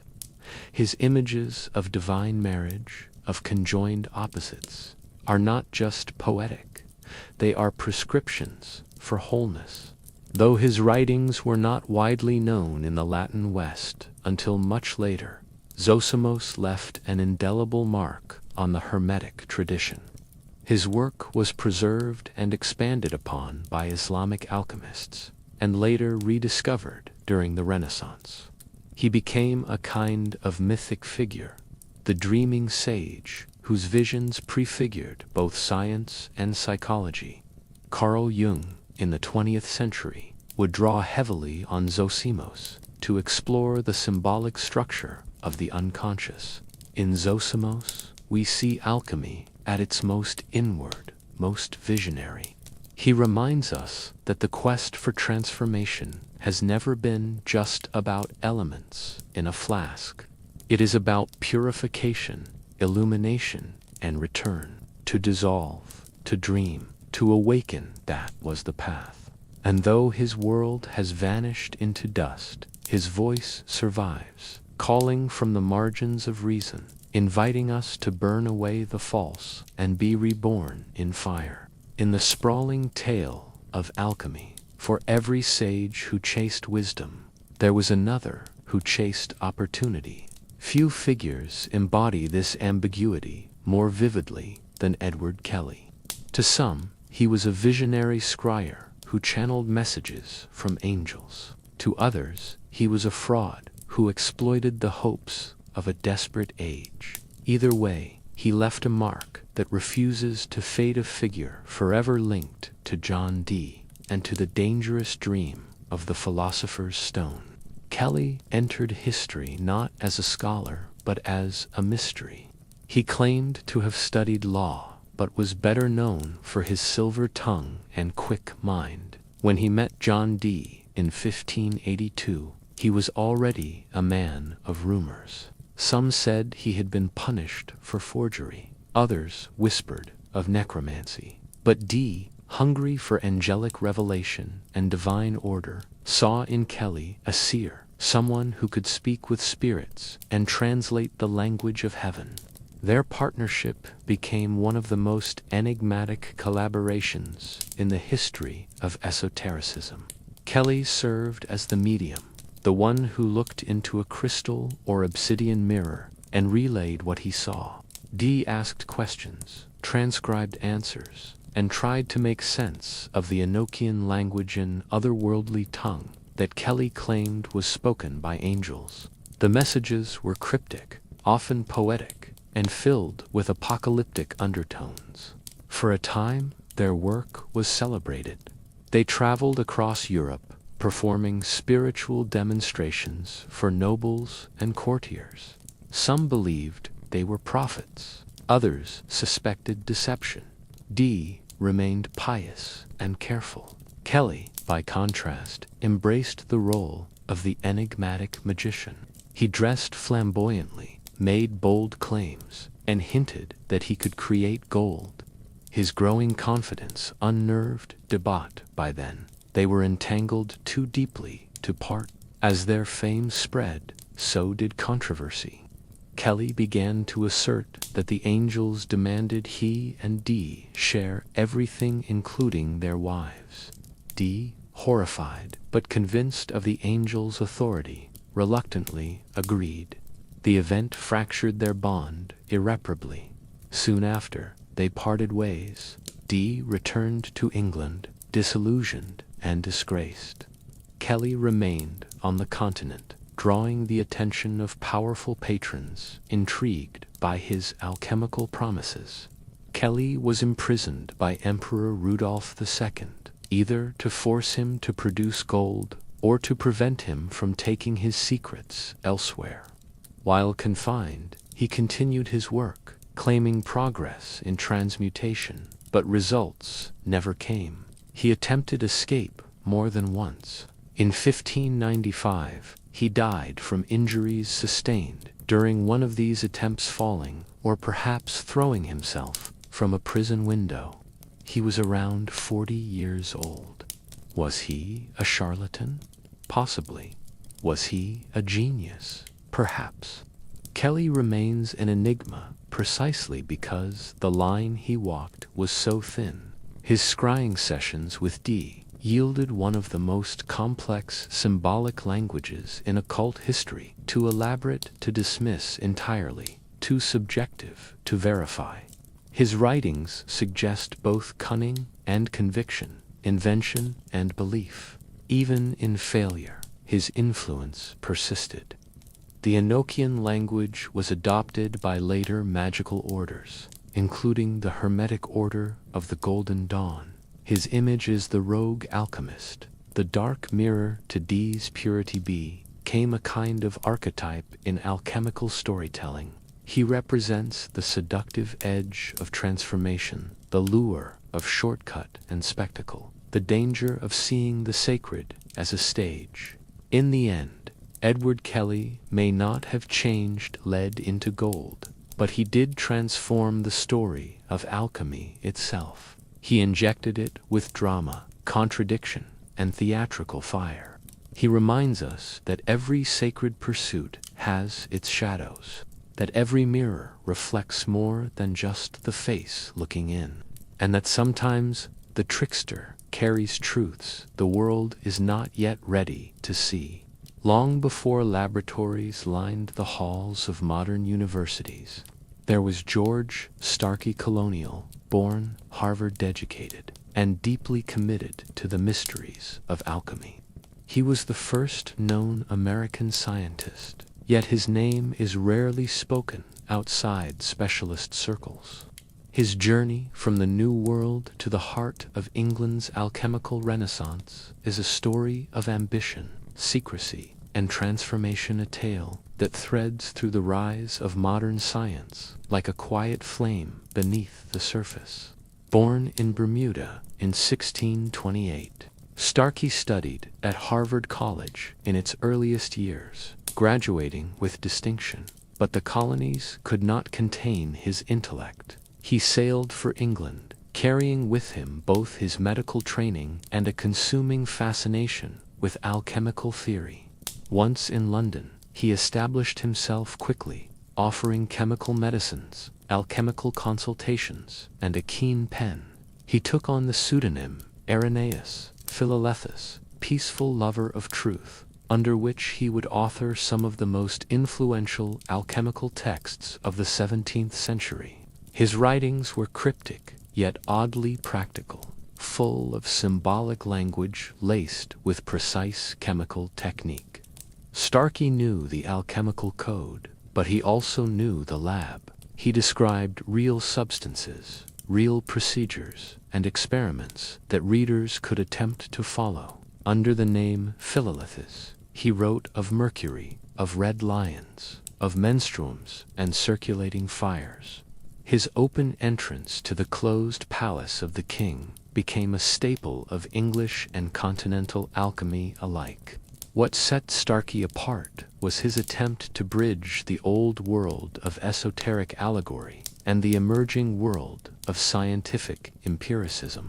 He studied the work of earlier alchemists like Basil Valentine and Gibber, but he also engaged with contemporaries like Robert Boyle. In fact, Boyle studied under Starkey for a time, learning techniques and ideas that would later help shape the foundation of modern chemistry.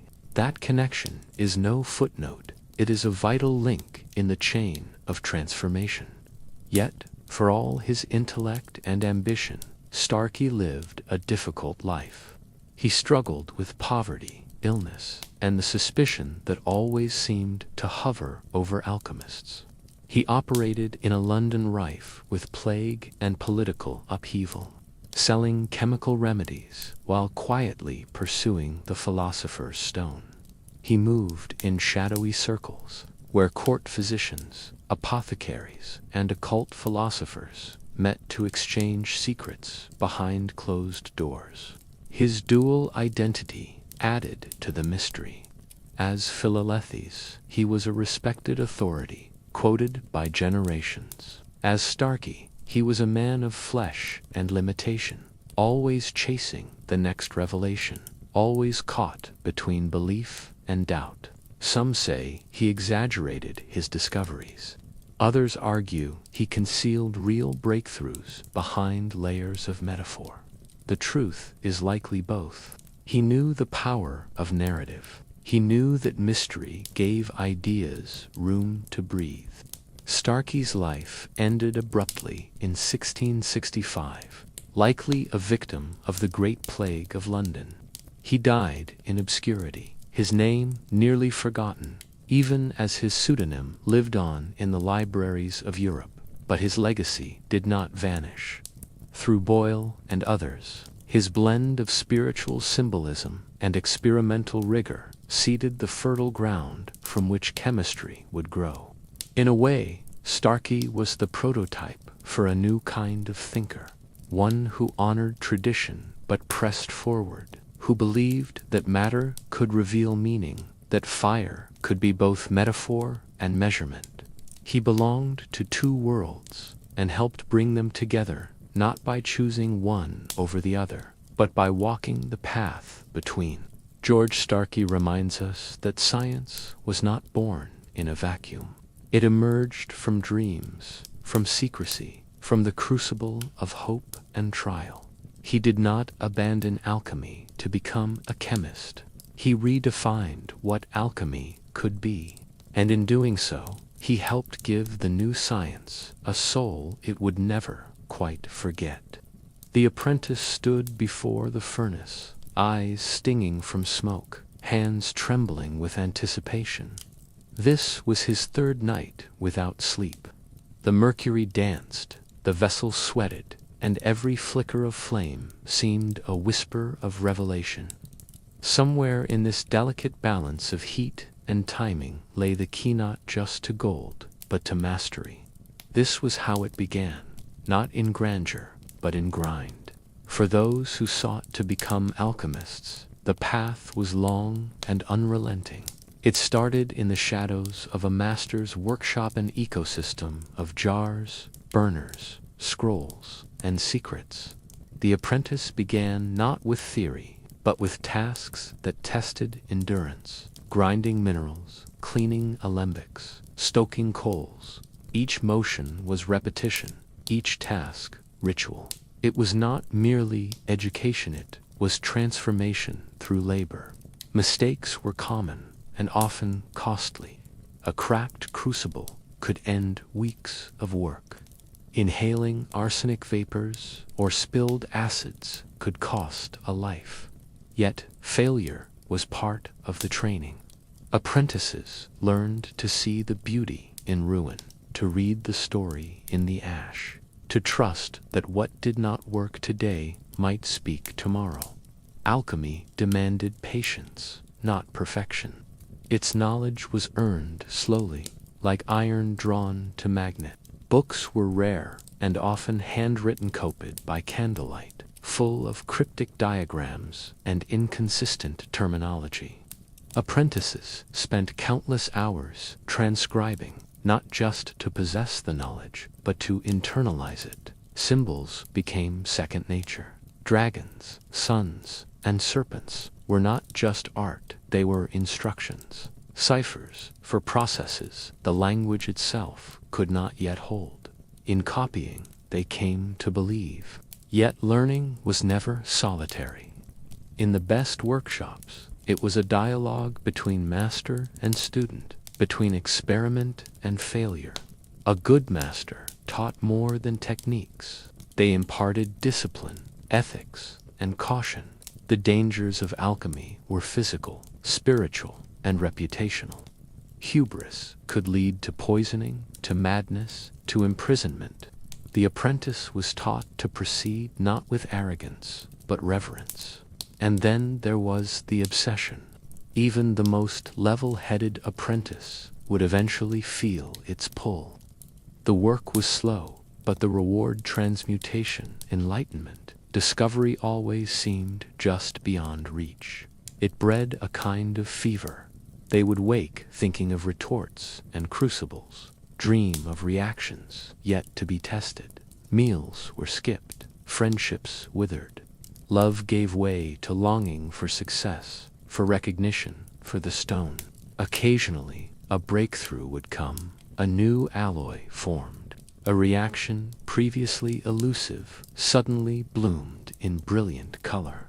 These moments were ecstasy, not because they proved the philosopher's stone, but because they hinted that the universe was listening, that the patterns weren't imagined, that the old texts had not lied.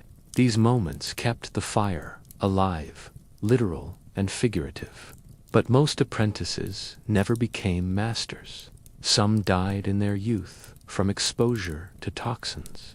Others lost faith and left, broken by the weight of failure or the scorn of peers. And some disappeared into obscurity, their experiments buried in cellars, their names forgotten. The path to alchemical mastery was not one of steady ascent. It was an endless spiral, forward, backward, inward. And yet, those who endured often emerged changed, not just more skilled, but more attuned to symbol, to silence, to subtlety. They had glimpsed a universe that spoke in riddles and transformation. They had seen how fire could teach, how failure could instruct, how repetition could lead to revelation. In the crucible of apprenticeship, the alchemist was not merely trained, they were refined. So when we imagine the alchemist, let us not picture the bearded sage alone in triumph. Let us remember the young hands scorched and ink-stained, the eyes bleary from long nights, the hearts kindled by impossible hope. Every alchemical masterpiece began as an obsession carried on the back of an apprentice who dared to believe that matter and the self could be made new. Cloaked in threadbare robes and carrying only a satchel of instruments and scrolls, the wandering alchemist moved like a ghost through medieval Europe. Cities changed, dialects shifted, but the hunger for gold and for miracles remained constant. These were not comfortable lives. They were spent on foot, by torchlight, through war-torn roads and plague-ridden towns. And yet, to wander was to live. For many alchemists, there was no other choice. Persecution and poverty often forced their hand. When patrons grew suspicious, or when townsfolk cried sorcery, the alchemist fled sometimes overnight, leaving beakers boiling and manuscripts behind. But movement was not always a retreat. It was also a method.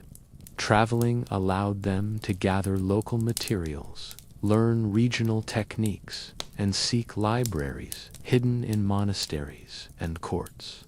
Every town was a risk and a possibility. They knocked on doors of apothecaries and nobles, promising remedies, dyes, or the elusive philosopher's stone. Some were welcomed, given rooms and labs in exchange for knowledge or spectacle. Others were jailed as tricksters. A few found temporary fame only to fall just as quickly when gold failed to appear. To survive, the wandering alchemist had to be many things: scientist, performer, liar, believer. Europe's fractured political landscape offered both danger and opportunity. A prince in Bavaria might fund your furnace. A bishop in France might burn you for heresy. In Prague, the Holy Roman Emperor Rudolph II welcomed alchemists into his court, building a kind of magical republic of experimenters and eccentrics. But even there, failure brought consequences. Patronage was conditional, and exile always loomed. Despite the hardship, the wandering life fostered community. Alchemists exchanged letters across borders, shared codes and methods, even met in secret gatherings. In these fleeting encounters, knowledge flowed across language, culture, and creed. Jewish, Christian, and Muslim alchemists translated one another's texts, passing on discoveries that would shape the future of science. Their rootlessness became a kind of resistance against dogma, against decay. The roads were dangerous, but they offered anonymity. In one village, an alchemist might be a savior, curing illness with distillates. In the next, he might be a criminal, chased out under threat of fire. Names were changed, titles borrowed, and yet the quest remained the same: to find the secret fire, to redeem base Matarand, perhaps themselves. Some of the most famous figures in alchemy were wanderers. Basil Valentine, if he existed, was said to be a traveling monk. Nicholas Flamel's reputation grew from stories of buried manuscripts and pilgrimages. Even Paracelsus carried his medicine and medals across half of Europe, sleeping rough, preaching loudly, and refusing to settle. Their journeys became part of the myth-proof that the road itself was alchemical. Wandering alchemists often recorded their thoughts in journals, half travelogue, half lab notebook. They described mountains where certain ores could be mined, rivers whose water enhanced reactions, even taverns where sympathetic ears could be found. These notes, scattered and obscure, became maps not just of geography, but of a secret world threaded between the seams of the ordinary one. And always they moved forward. Not because they were chased, the journey mirrored the work. Just as matter must be broken, purified, and recombined, so too must the alchemist be tested by time, hardship, and change. The road was their crucible, the dust their prayer. Today, we picture alchemists in still rooms, bent over bubbling flasks. But many were wind-chapped and sunburned, walking from village to village, with nothing but the hope of recognition and the fire of belief. They were laughed at, arrested, ignored, and still they walked, because somewhere in the next city or the next century, the great work waited to be found. The knock on the palace door was more than a plea for shelter, it was a wager. The alchemist offered more than remedies and riddles. He offered gold, immortality, divine insight, and in exchange, he asked for protection, coin, and fire. In the great courts of Europe, from the Vatican to Prague, alchemists became strange fixtures, half magicians, half scholars, bound not only by their experiments, but by the whims of the powerful. Patronage was the lifeline of many alchemists. Without it, they could not afford the tools of the trade crucibles, alembics, mercury, manuscripts. With it came access to rare ingredients, private libraries, and rooms full of exotic glassware. A single noble's favor could mean years of uninterrupted work, but the relationship was always precarious. Power wanted results, and quickly. Rudolph II of the Holy Roman Empire is often remembered as the quintessential alchemical patron. His Prague court in the late 16th century was a haven for scholars, mystics, and artisans. He welcomed John Dee and Edward Kelly, collected automata and astrolabes, and funded occult research alongside astronomy and medicine. Rudolph didn't just tolerate the arcane, he reveled in it. His castle was a crucible of ambition.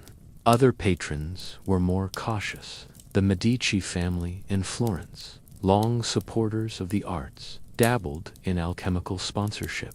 So did various popes, quietly funding laboratories while publicly denouncing heresy. In England, Elizabeth I showed interest in John Dee, while her successor James I was far more skeptical. Alchemists had to read the political winds. A generous monarch could become a punishing skeptic overnight. Some rulers were deeply involved.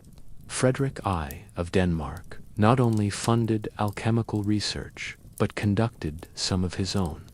Christian IV reportedly had a personal laboratory. These men were not content to wait for gold. They wanted to hold the crucible themselves, to taste the mystery. Their involvement gave legitimacy, but also added pressure. No one wanted to disappoint a king with a furnace. Patronage shaped the course of alchemical history. It determined which experiments were pursued, which books survived, and which reputations endured. The alchemists who found powerful allies often flourished when their work yielded little. Those without such backing vanished into obscurity or worse. Success was rarely about discovery alone. It was about access. Yet the relationship was not purely transactional. Some alchemists genuinely believed they could help humanity and saw powerful patrons as the means to do so. Others sought only wealth and survival. A few played both roles with finesse, spinning grand theories while watching court politics with careful eyes. In every case, the laboratory was not isolated. It was part of a larger theater of influence. The cost of failure could be high.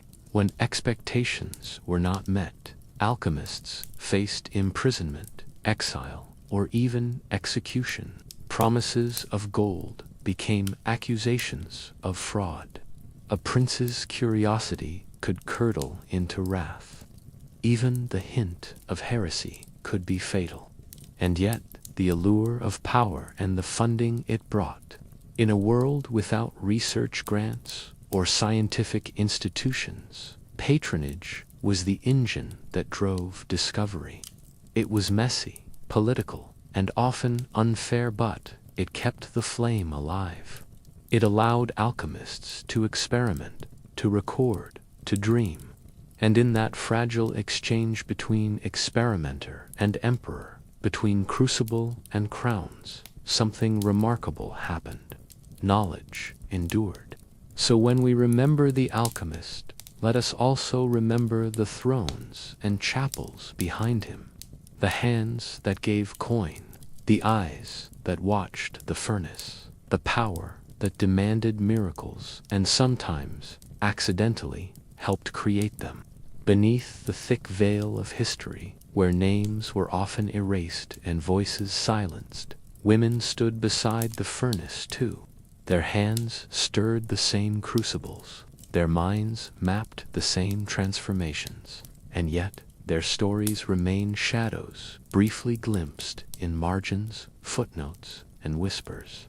The story of alchemy has long been told as a tale of men and their secrets, but women were there, too, crafting, healing, theorizing. In ancient texts, traces remain.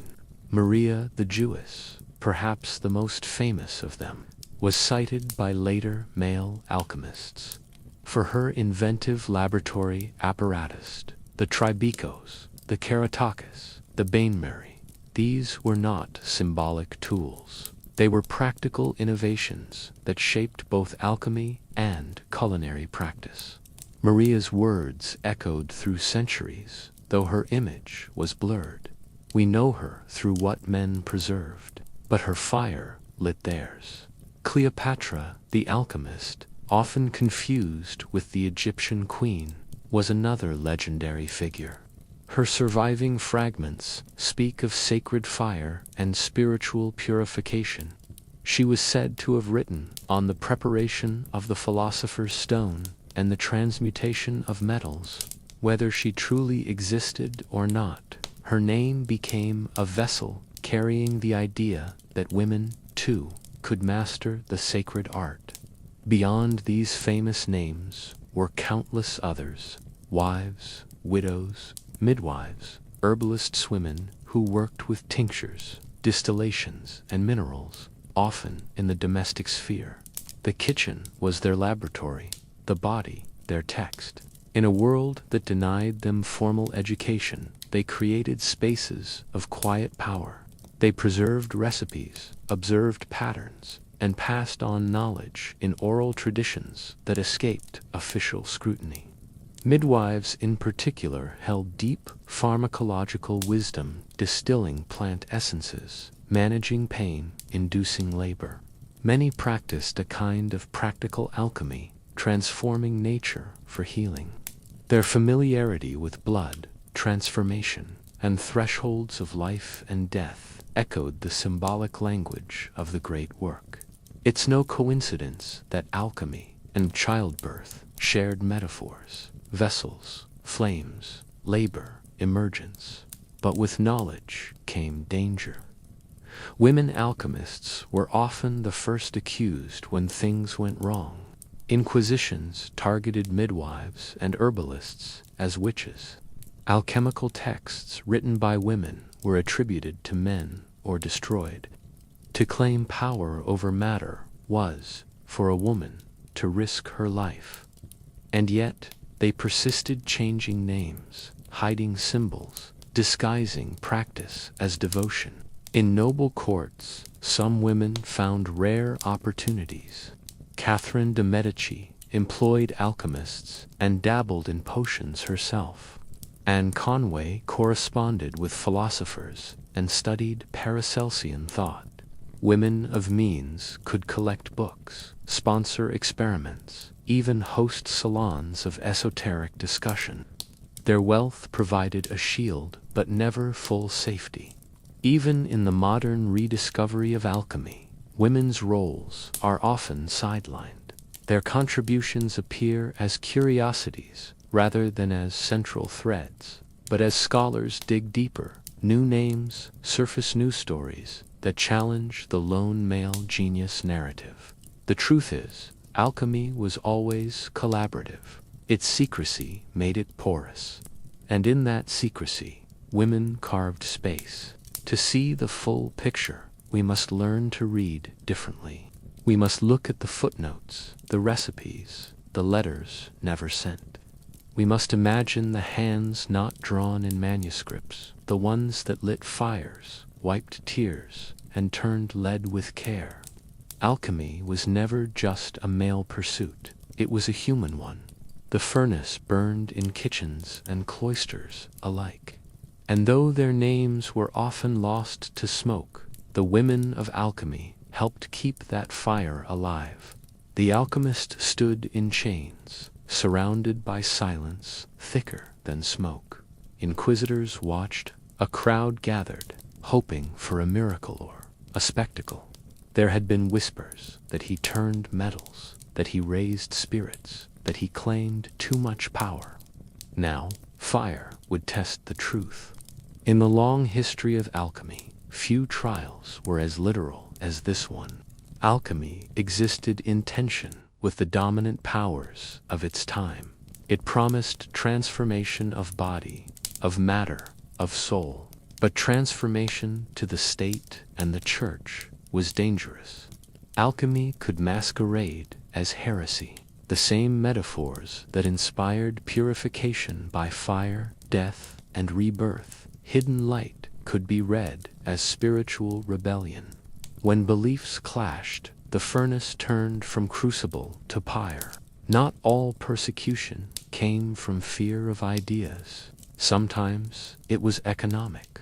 Alchemists threatened goldsmiths, apothecaries, physicians. Their claims of miraculous cures and instant wealth provoked envy and suspicion.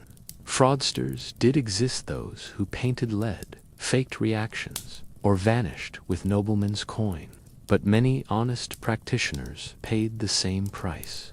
Their crime was curiosity. The medieval and early modern periods saw waves of crackdowns on alchemists. In 1404, England banned multiplying metals, a move aimed at curbing false coinage, but one that struck at the heart of alchemical transmutation.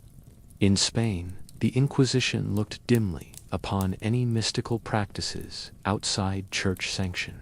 In Germany and France, rogue alchemists were jailed, tortured, or worse.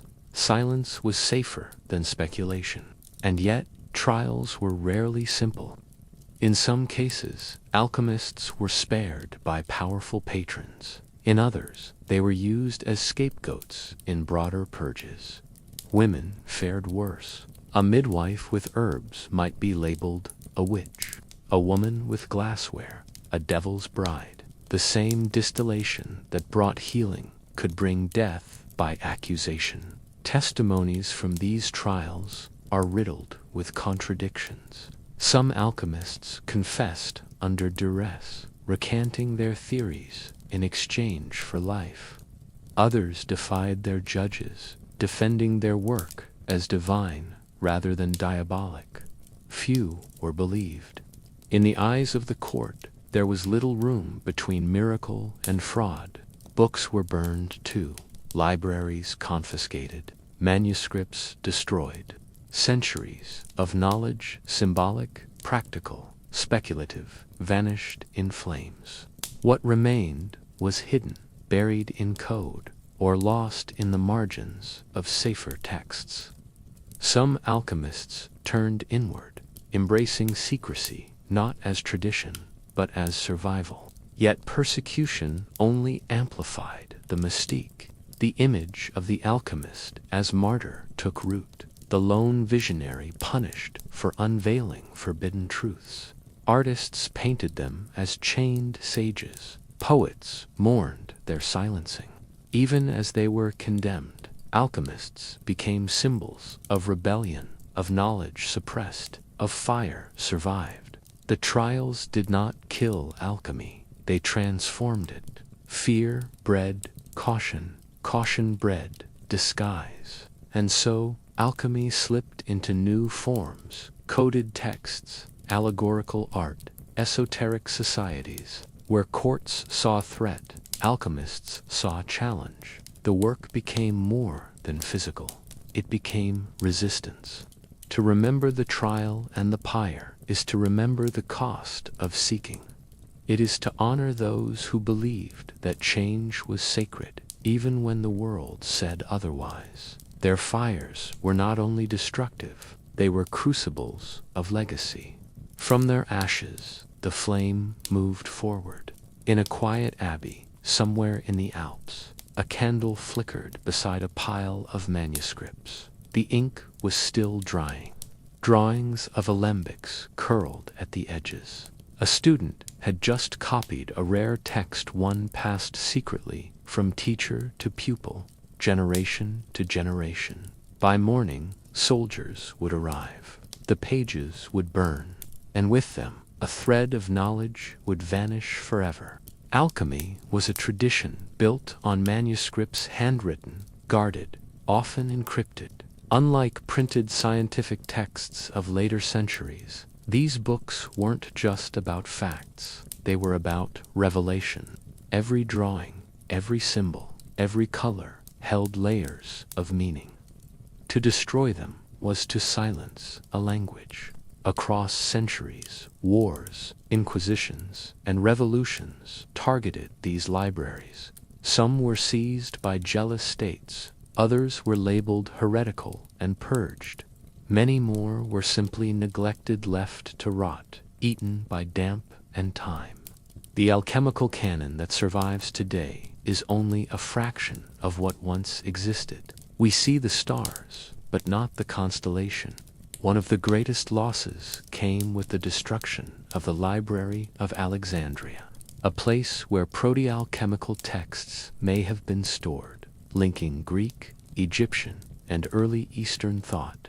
Later, during the dissolution of monasteries in England, entire libraries of alchemical, astrological, and medicinal knowledge were torched or looted. The Reformation and Counter-Reformation turned scholarly shelves into battlegrounds. In Islamic Spain, the fall of Granada in 1492 was not just the end of an era, it was the erasure of a legacy. Arabic alchemical treatises, meticulously developed during the Islamic Golden Age, were destroyed or translated into Latin without attribution. The libraries of Baghdad, once filled with texts from Jabir ibn Hayyan's circle, were reduced to ash by invading Mongols. But not all was lost to violence. Some knowledge vanished in transition. As chemistry emerged from alchemy, many older texts were dismissed as superstition. Libraries shifted priorities. Books were reclassified, misfiled, or discarded. Works once considered sacred became irrelevant, except to a few guardians of the old flame. Those guardians sometimes saved fragments, hidden in private collections, monastic vaults, and aristocratic archives. Some manuscripts survived by accident or devotion. Today, researchers uncover them in unlikely places, mislabeled, untranslated, waiting. Each discovery reshapes what we think we know. Each page is a ghost returned. Even when texts survived, their meanings often didn't. Alchemical language is metaphorical, non-linear, deeply contextual. Without the oral traditions that accompanied them, many manuscripts became puzzles, missing half their pieces. A book may describe a process, but without the lived experience of the master, its secrets remain sealed. To mourn the lost libraries is not just to lament the books. It's to recognize the fragility of knowledge, the invisible line between what is preserved and what is erased. It reminds us that wisdom is not inevitable. It must be protected, copied, cared for. It lives only as long as we choose to carry it. So let us remember the firelit rooms, the scratched parchment, the ink-stained fingers. Let us honor the scribes and seekers who tried to hold back the tide of forgetting, because every flame that devoured their work was met by another hand, picking up a quill in defiance. In a modest laboratory tucked behind a manor, glass tubes bubbled gently over flame. There were no dragons painted on the walls, no cryptic emblems etched into the beakers. The man recording observations wore simple clothing, his notes clean and methodical. This was not the alchemy of old, but it had grown from that root. The transformation was not just of matter, it was of method, of language, of truth itself. The boundary between alchemy and chemistry is often drawn too sharply. One is pictured as mystical, the other as modern. But in truth, chemistry emerged not by rejecting alchemy, but by refining it. Alchemists developed many of the tools and techniques still used in science today: distillation, filtration, crystallization, sublimation. They practiced with precision. They documented their steps. They asked again and again, what changed and why? This shift took centuries. In the 17th and 18th centuries, figures like Robert Boyle began to insist on reproducibility and clarity. Boyle's the skeptical chemist questioned traditional theories of elements and called for experiments that could be verified by others. It was a turning point, not a dismissal of alchemy, but a challenge to its more speculative forms. The fire stayed, but now it burned for evidence. Laboratories began to resemble what we recognize today: controlled environments with labeled apparatus, standardized procedures, and written protocols. The language of alchemy, full of metaphors, allegories, and zodiac signs, gave way to formulas and equations. The philosopher's stone became an impossible dream, and the focus shifted to known compounds and repeatable reactions. Yet, even in this rational world, the alchemical spirit lingered. Many early chemists still spoke of transformation in spiritual terms. Some, like Antoine Lavoisier, were deeply influenced by alchemical predecessors. Lavoisier's identification of elements and conservation of mass helped define chemistry, but his vision of order and balance echoed Hermetic ideals. He was killing old gods but with borrowed fire. Education played a key role.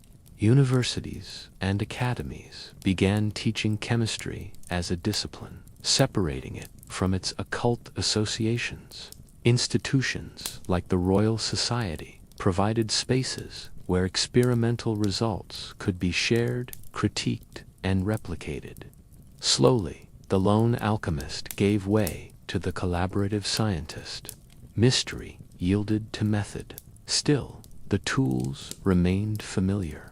Alembics became retorts. Furnaces became Bunsen burners. The alchemist's glassware was refined, not abandoned.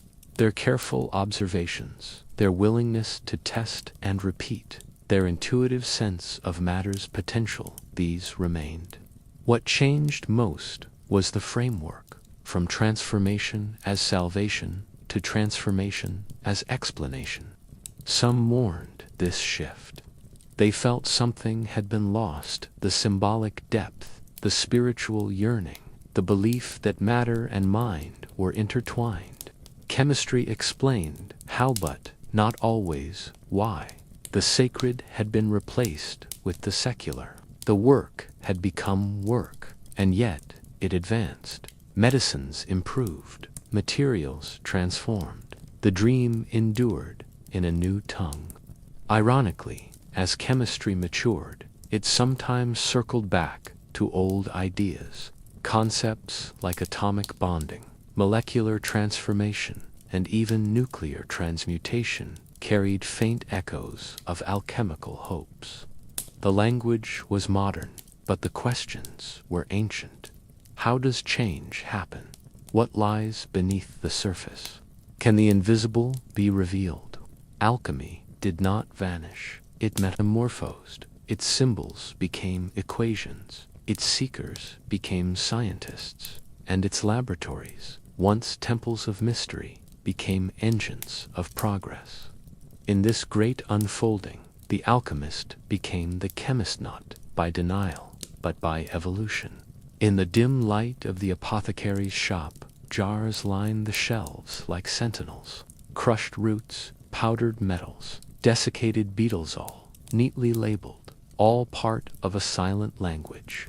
The alchemist who worked here wasn't after gold. He was after relief from fever, from poison, from death. Long before pharmacology entered the lexicon, alchemists were already testing the line between remedy and revelation. Paracelsus stood at the heart of this shift. The fiery 16th century Swiss physician challenged ancient medical orthodoxy, rejecting the humoral theories of Galen and advocating instead for targeted chemical remedies.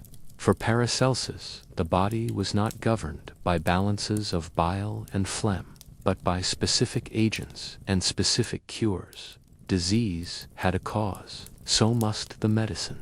He introduced the idea that dosage makes the poison, the dose makes the poison, he said, coining a principle still fundamental in modern toxicology. Mercury, arsenic, antimony, all dangerous, all potentially healing in the right amount.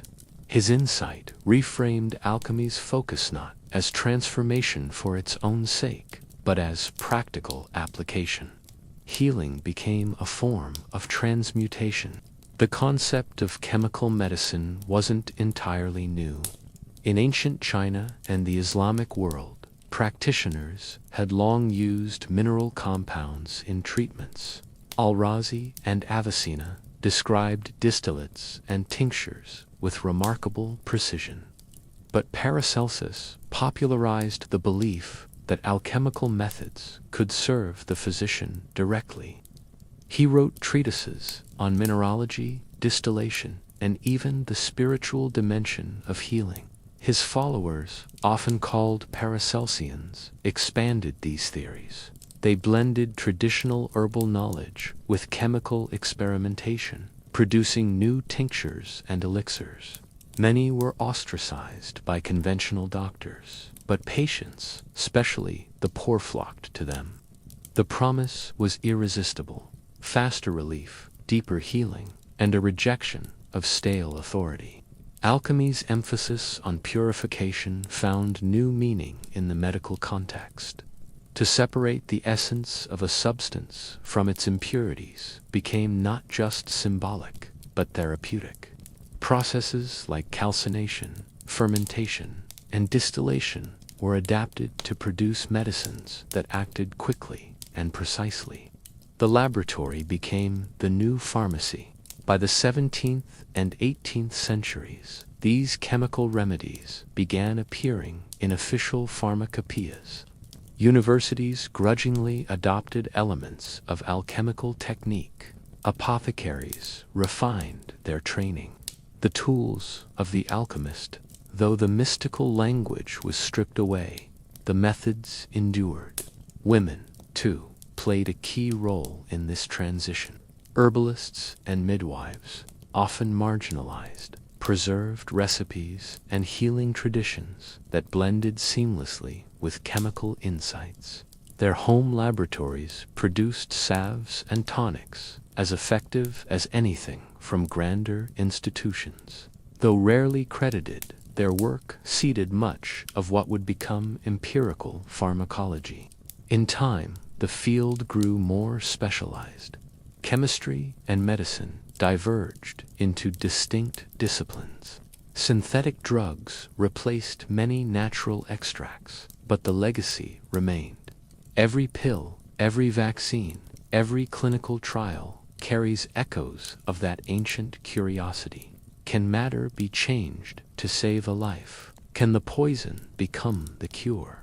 Paracelsus never found the philosopher's stone, but in his pursuit of healing through chemistry, he gave the world something perhaps more precious, a foundation for modern pharmacology. And in doing so, he proved that the alchemist's fire could warm, not just dazzle. In a small study in Switzerland, Carl Jung turned the pages of a brittle alchemical manuscript. He was not searching for gold or elixirs. He was searching for symbols and images that echoed in dreams, in myths, in the human soul. As modern science pulled away from mysticism, Jung moved toward it, convinced that alchemy held a map not to matter, but to the mind. To Jung Jangami, was a metaphor for psychological transformation. The stages of the great work, negredo, albedo, citronitis, rubato, mirrored the evolution of the self. Blackness, the breakdown of ego. Whiteness, purification. Yellowing, the dawning of awareness. Redness, the integration of opposites. These were not just laboratory processes, they were inner journeys. He believed that alchemists were not merely manipulating substances, they were projecting unconscious contents onto matter. The furnace became the psyche, the vessel, the self. The strange creatures in their illustrations, serpents, crowned kings, were not hallucinations, but archetypes. They spoke the language of the collective unconscious. Jung's insight reframed the value of alchemical texts. Rather than pseudoscientific curiosities, they became psychological allegories, the secret codes, the impossible instructions, the metaphors of death and rebirth, all pointed inward. Alchemy, for Jung, was proto-psychology, an attempt to grasp what the soul undergoes when it seeks wholeness. This interpretation found echoes in his patients. In their dreams, symbols from alchemical manuscripts emerged. Chalices, flames, stages of dissolution and recombination. Jung began using alchemical language in his therapy, guiding individuals through symbolic processes of integration. The philosopher's stone became the self-unified, balanced, enduring. He was not the first to sense this connection. Medieval mystics had long drawn parallels between matter and spirit. Alchemy blurred those lines. It demanded that the practitioner be transformed alongside the substance. In this way, it anticipated the core tenet of depth psychology. Healing is not about removing symptoms, but reconciling the self. Jung's work sparked renewed interest in alchemy among artists, poets, and thinkers. Surrealists embraced its dream logic. Depth psychologists mined its imagery for therapeutic insight. Even neuroscientists began to explore how symbolic thinking affects cognition and emotional regulation. What had once been arcane became, again, illuminating. Still, Jung faced criticism. Some scholars accused him of romanticizing alchemy, ignoring its material aspirations. Others questioned whether his interpretations said more about his psyche than the historical alchemists. But Jung never claimed objectivity. He offered a lens, one that allowed ancient texts to speak in new ways. Today, the integration of alchemy and psychology continues. Therapists trained in Jungian analysis use alchemical metaphors to describe healing. Patients draw mandalas, work with dreams, explore archetypes. The lab has shifted to the mind, but the quest remains to turn chaos into order, shadow into light, lead into gold.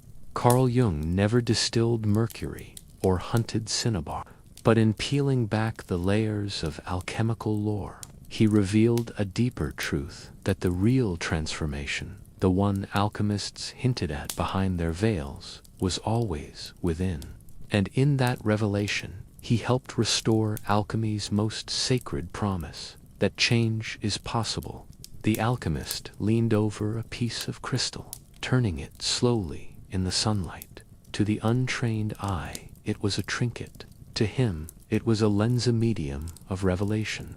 Light bent, colors danced, and hidden patterns shimmered into view.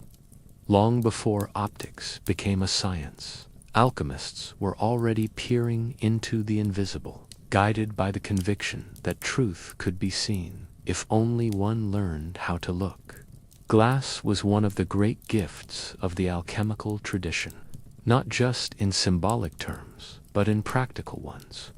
Alchemists needed vessels that could withstand heat, seal vapors, and allow for visibility. The development of durable, transparent glassware torts, flasks, alembic scene merged from this necessity. Their furnaces birthed not only experiments, but the tools of future laboratories.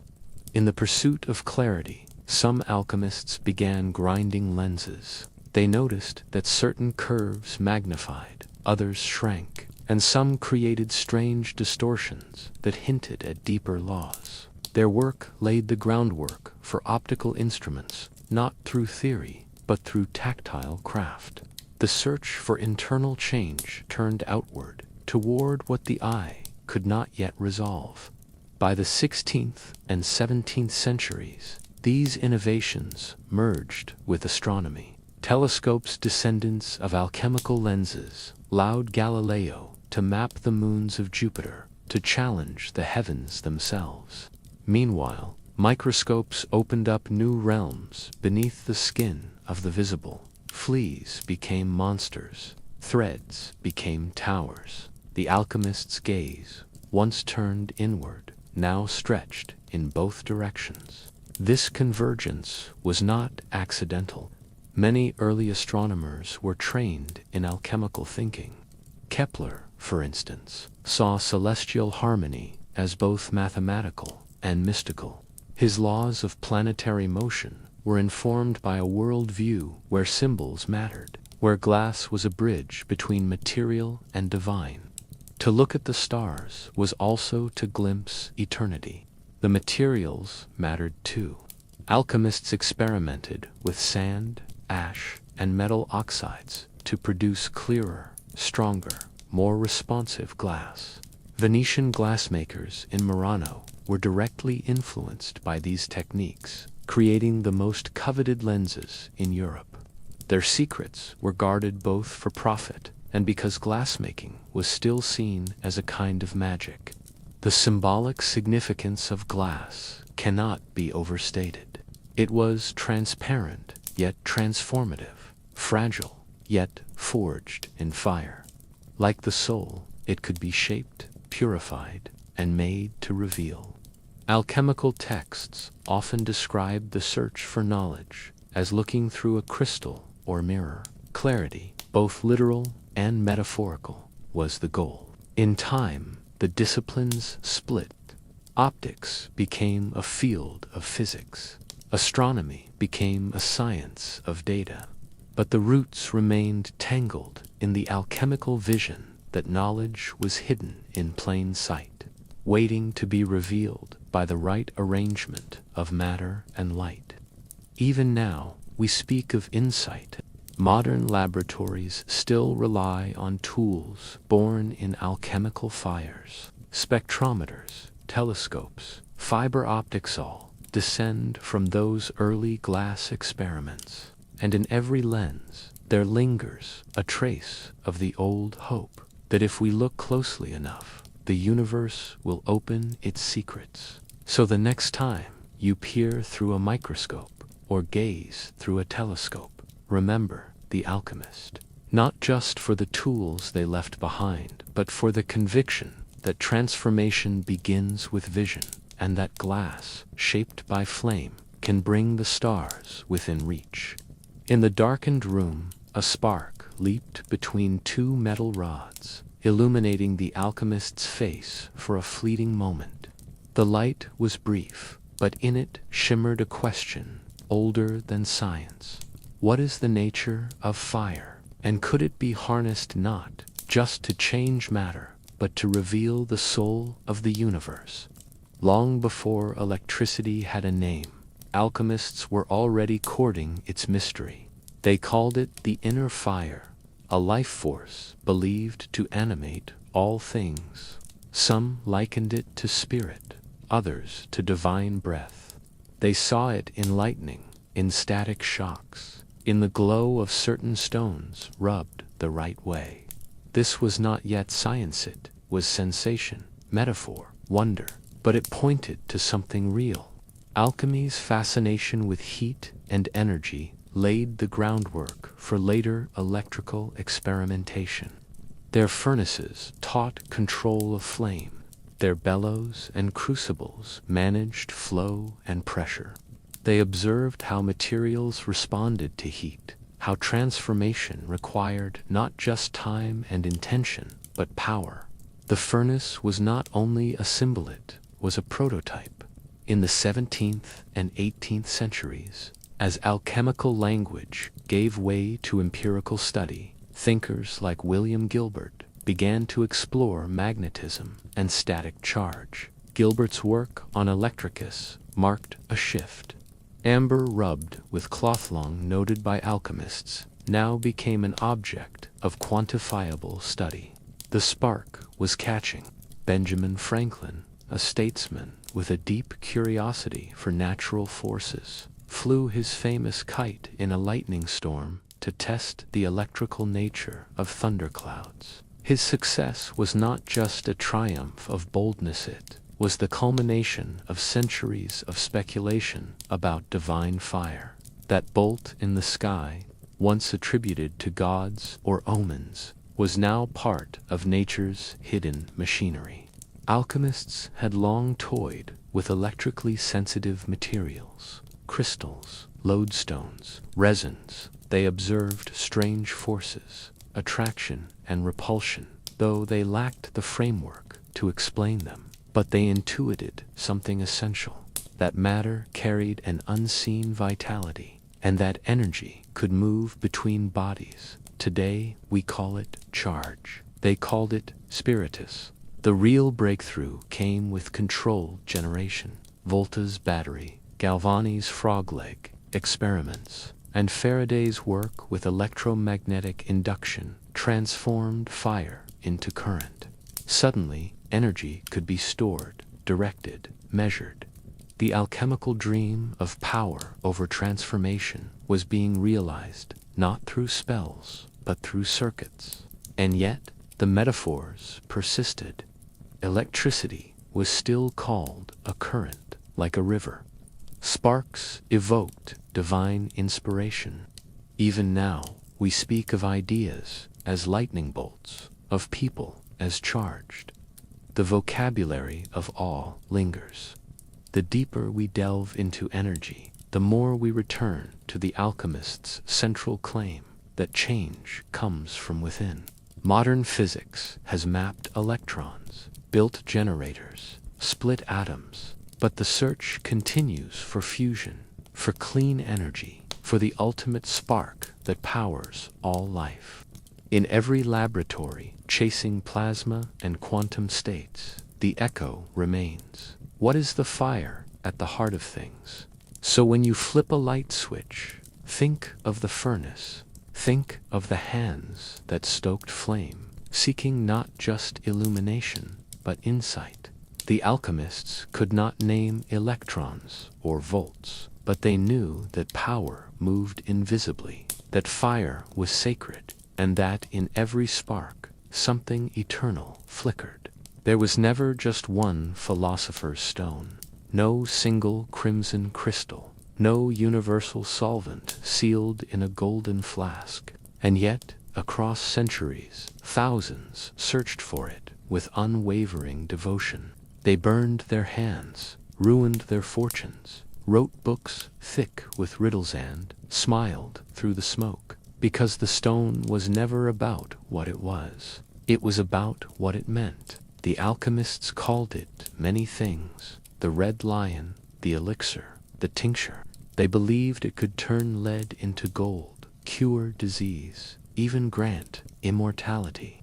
But beneath those promises lived something deeper, yearning to pierce the veil of corruption, to reach the pure, the incorruptible. In every transformation, they hoped to reflect the soul's perfection. Some thought it a literal object, hidden in the East or guarded by secret societies.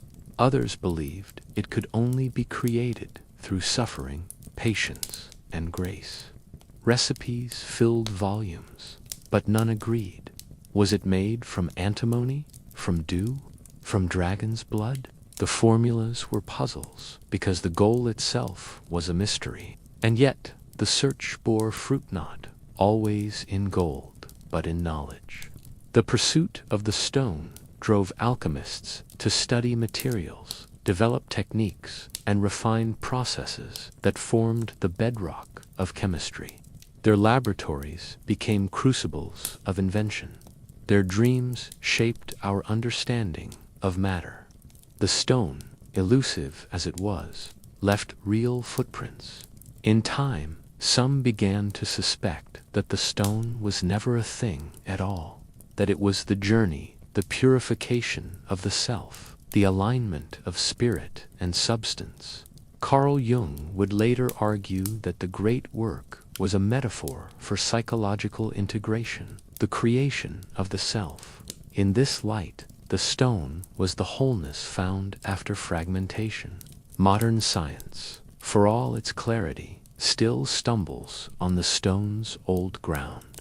We split atoms, rearrange DNA, chase fusion. We seek the perfect battery, the infinite cure, the clean flame. Always, the dream of transformation persists. We no longer use the alchemical language, but we remain in its orbit. Even in culture, the stone endures. In fiction, it grants immortality. In philosophy, it challenges materialism. In metaphor, it whispers of hidden potential. We admire those who seem to touch it, artists, thinkers, scientists, who turn leaden problems into golden insights. The stone remains the ultimate symbol of change, of mastery, of transcendence. Perhaps that was always its point. The stone was never meant to be held. It was meant to be pursued. It called the curious, tested the patient, punished the greedy. It taught through absence. In chasing it, humanity discovered what it truly valued, not wealth, but wisdom, not shortcuts, but transformation. So was the stone real? Yes, not as a relic, but as a legacy. It shaped minds, built disciplines, and kept the flame of inquiry alive.